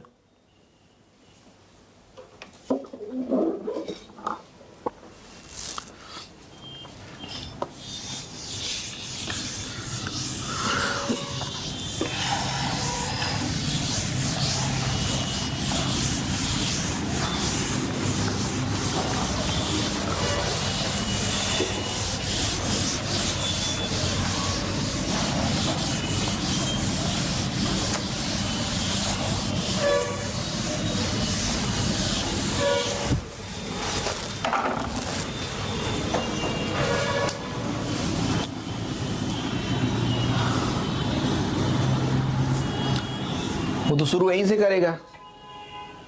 चारवाकी भौतिकतावादी विचारक है।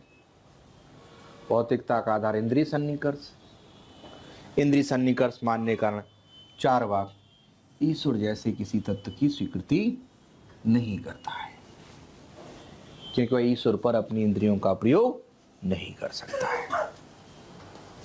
एक पॉइंट तो बिल्कुल सीधे सीधा तुरंत लिख दिया, कोई जोर ही नहीं पड़ना उसमें। दूसरा पॉइंट बिल्कुल आसान है, ये ध्यान रखना, पूरी फिलॉसफी में पॉइंट काम में आएगा। ध्यान रखना, जो भी ईश्वर की अवधारणा को मानते हैं उनके पास दो ही आधार हैं। स्पिनोजा पढ़ोगे या कोई फिलॉसफी पढ़ोगे, डेकार्ट पढ़ोगे या इंडियन फिलॉसफी रिलीजन फिलॉसफी पढ़ोगे, उसमें दो ही पॉइंट चलेंगे। देखो, एक होता है ईश्वर को मानने का कारण जगत, कि ईश्वर ने इस जगत की रचना की है, और दूसरा बिंदु होता है कि ईश्वर नैतिकता, कर्म सिद्धांत,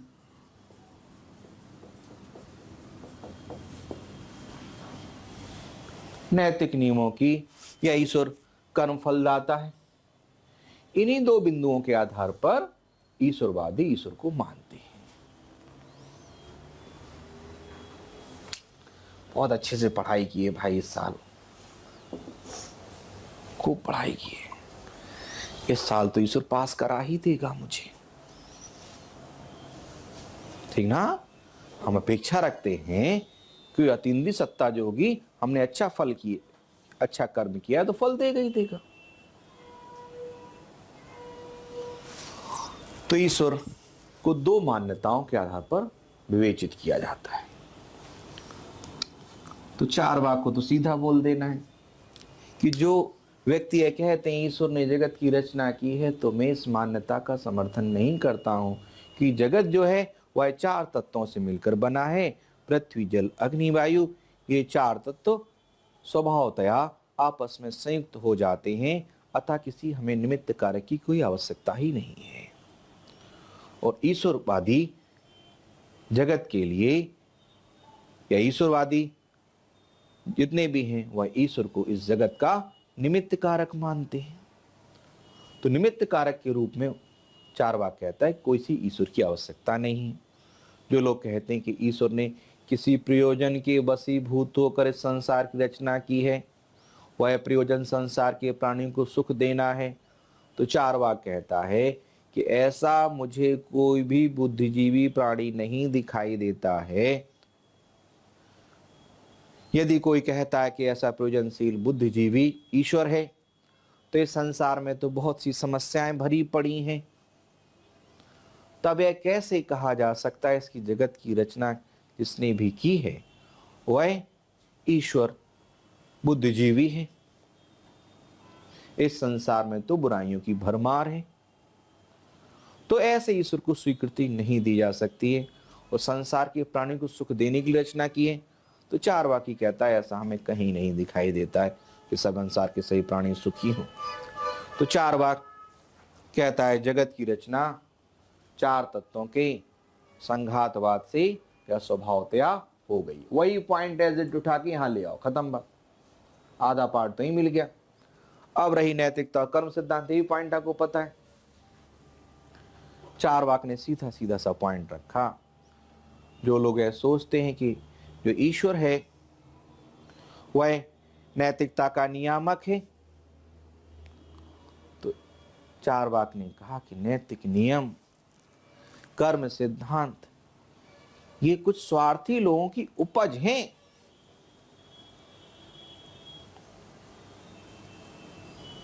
जिससे कर्म सिद्धांत बनाकर आत्मा की शुद्धि के नाम पर वह अपनी आजीविका उपार्जन कर सके। बोले कर्म सिद्धांत और नैतिक नियम जैसी चीजें एक मानसिक भ्रम भर हैं, और अगर कोई यह कहता है कि कर्म सिद्धांत और नैतिकता का नियामक कोई ईश्वर है, तब तो ऐसी स्थिति में ये जो कर्म सिद्धांत नैतिकता जो एक मानसिक भ्रम है, इनका जो संरक्षक होगा वह अत्यंत ही भ्रामक होगा, बोले कुछ लोगों ने नैतिक नियमों के नाम पर अपनी आजीविका उपार्जन का तरीका अपना रखा है। आओ तुम्हारी आत्मा शुद्ध कर देते हैं, पिछले जन्म में तो तुमने अच्छे कर्म नहीं किए थे इसलिए इतना दुख मिल रहा है तुम्हें। चलो यज्ञ पूजा करो, दान करो, तो उनकी आजीविका चलती रहे चारवाकियों ने कहा, धूर्त और स्वार्थियों की, इसलिए नैतिक नियम बना दिए। तो नैतिकता और कर्म सिद्धांत के आधार पर यदि संरक्षक के तौर पर ईश्वर को माना जाएगा तो चारवाक ने कहा ईश्वर को मानने की कोई आवश्यकता नहीं है। नैतिकता तो यही है, नैतिक नियम तो यही हो सकता है कि जब तक जियो सुख से जियो, चाहे ऋण लेकर घी क्यों ना पीना पड़े, यही सबसे बड़ा नैतिक नियम है। इस प्रकार से चारवाक कहता है कि यदि कर्म सिद्धांत के आधार पर यदि ईश्वर की मान्यता मानी जाती है तो उस मान्यता को स्वीकृति नहीं दी जा सकती है। चारवाक के द्वारा कंक्लूजन में लिखना है, चारवाक के द्वारा ईश्वर की मान्यता का खंडन करना दार्शनिक दृष्टिकोण के लिए कोई नवीन बात नहीं है। जगत के दृष्टिकोण से ईश्वर की मान्यता को ना मानना भी कोई नवीन बात नहीं है, क्योंकि जगत की व्याख्या विकासवादी सिद्धांत से भी की जा सकती है। लेकिन कर्म सिद्धांत और नैतिकता को ना मानना चारवाक के दर्शन की सबसे बड़ी त्रुटि है। ठीक ना? ईश्वर नहीं मान रहे हो कोई समस्या नहीं है, लेकिन नैतिकता को नहीं मान रहे हो, ये उसके दर्शन का, उसकी विचारधारा का सबसे बड़ा दोष है। क्लियर? तो ये तो थी चारवाक की तत्वमीमांसा और उसकी तत्वमीमांसा की आलोचना। क्लियर हो सभी को पॉइंट? इतना सा टॉपिक है आपका। अगर रिवाइज भी करोगे पूरे टॉपिक को तो 10 मिनट से ज्यादा का पूरा टॉपिक नहीं है। ठीक ना? आते ही शुरुआत में मैंने आपको पहले टॉपिक का रिवीजन कराया और जाते जाते तत्वमीमांसा का एक बार रिवीजन करते हैं और आप आज के लिए मुक्त। ठीक ना? हाँ, देखें जरा। चारवाक अपने तत्वमीमांसी दृष्टिकोण की व्याख्या ज्ञानीमांसी पक्ष प्रत्यक्ष को आधार बनाकर इंद्रिय सन्निकर्ष के माध्यम से करता है। वह जगत संबंधी विवेचन में चार तत्व पृथ्वी जल अग्नि वायु को स्वीकृति देता है, आकाश तत्व को अस्वीकृत कर देता है, क्योंकि आकाश तत्व अनुमान पर आधारित है। इन चार तत्वों में या इन चार तत्वों के स्वरूप को स्पष्ट करते हुए चारवाक कहता है इनका स्वरूप अणु रूप में ना होकर संघात रूप में ही होता है, क्योंकि अणु का इंद्रिय सन्निकर्ष संभव नहीं है। इन तत्वों का स्वभाव ही संघात है, अतः ये चारों तत्व स्वभावतया प्रकृत्या अपने नियमानुसार आकस्मिक रूप से संयुक्त हो जाते हैं और इस जगत की रचना कर देते हैं। अतः हमें किसी निमित्त कारक या किसी सिद्धांत की कोई आवश्यकता नहीं है। चारवाक के द्वारा दी गई जगत की तीनों ही मान्यताएं अधूरी अवधारणा है, क्योंकि बिना आकाश तत्व के संयोग और विभाग संभव ही नहीं है। चारवाक वैज्ञानिक दृष्टिकोण से भी त्रुटि करता है। किसी भी संघात रूप को बिना अणुरूप के नहीं माना जा सकता है। अपने संघातवाद की अवधारणा में चारवाक पुनः यह भी भूल जाता है कि यदि कहीं सृष्टि है, यदि कहीं जुड़ाव है, तो वहां पर विघटन भी होगा। तो जुड़ाव और विघटन की अवधारणा की पूरकता के लिए या तो किसी निमित्त कारक की या किसी सैद्धांतिक अवधारणा की आवश्यकता होती है। तो चारवाक के द्वारा दी गई जगत की अवधारणा एक एकांगी अवधारणा है। आत्म तत्व के विवेचन में चारवाक का यह मानना है कि परंपरागत आत्म तत्व की अवधारणा इंद्रिय सन्निकर्ष से संभव नहीं है। चारवाक कहता है जो आत्म तत्व को मानते हैं वह शरीर से पृथक नहीं है। चारवाक आत्मा संबंधी सिद्धांत को देहात्मवाद की संज्ञा देता है। इस देहात्मवाद में चेतन तत्व की व्याख्या के लिए एक उदाहरण देता है और कहता है जिस प्रकार कत्था, पान, सुपारी, चूना पान में रखकर चबाए जाते हैं, उसी प्रकार चार तत्वों के संघात से चेतन तत्व का आविर्भाव हो जाता है। इसलिए चार्वाक पुनः कहता है चैतन्य युक्त शरीर ही या चैतन्य युक्त देह ही आत्मा है। अपनी बात को स्पष्ट करने के लिए वह उदाहरण या तर्क का समावेश करता है। वो कहता है कि मैं कृस हूं, मैं स्थूल हूं, तो इसमें अर्थात चेतना या आत्म तत्व से कृस और स्थूल को कैसे भी पृथक नहीं किया जा सकता है। इस प्रकार चार्वाक एक तादात्म्य का सिद्धांत प्रस्तुत करता है जिसमें देह और चेतना को अलग नहीं किया जा सकता है। इसलिए चार्वाक का यह मानना है कि देह के समाप्त होते ही चेतन तत्व आत्म तत्व का विनाश हो जाता है। इसलिए चार्वाक का मानना होता है कि मरणे अपवर्ग, मरना ही अपवर्ग है, मरना ही मोक्ष है। चार्वाक की यह अवधारणा नैतिक सिद्धांत, कर्म सिद्धांत और नैतिकता के सभी दृष्टिकोणों से आलोचना का शिकार होती है और चार्वाक दार्शनिक दृष्टिकोण से भी त्रुटि कर बैठता है क्योंकि अचेतन से चेतना का विकास दिखाता है जो कैसे भी तार्किक और वैज्ञानिक नहीं कही जा सकती है। ईश्वर का खंडन करते हुए चार्वाक कहता है कि ईश्वर इंद्रिय सन्निकर्ष से संभव नहीं है और चार्वाक कहता है कि ईश्वर की मान्यताएं जो मानते हैं उनके दो ही आधार हो सकते हैं, जगत की विवेचना और कर्म सिद्धांत। और जगत की विवेचना या जगत की रचना तो संघातवाद से हो जाती है, अतः किसी निमित्त कारक की आवश्यकता ही नहीं है। और जहाँ तक कर्म सिद्धांत की बात कही जाती है, नैतिक नियमों की बात कही जाती है, तो वह केवल मानसिक भ्रम है, अतः उसके संरक्षक को मानने की भी कोई आवश्यकता नहीं है। ठीक ना? आप समझ सकते हो पूरे के पूरे टॉपिक को 10 मिनट से कम समय में भी समेटा जा सकता है। समेटा तभी जा सकता है जब आप इस पर अभ्यास करते रहोगे। ठीक ना? अभ्यास करना है whole Indian philosophy within 4 hours. Whole Indian philosophy 4 hours तो मैं ज्यादा बोल रहा हूं, 3 घंटे ही बहुत है। ठीक ना? इसी का अभ्यास करना है और एक भी पॉइंट इधर का उधर नहीं होता है। टीचर नंबर काटने के लिए बिल्कुल भी फ्री नहीं है, ध्यान रखो फिलॉसफी में। इसी के साथ हम आज अपनी बात रखते हैं। आपको अभ्यास करना है। ठीक ना? Okay, thank you.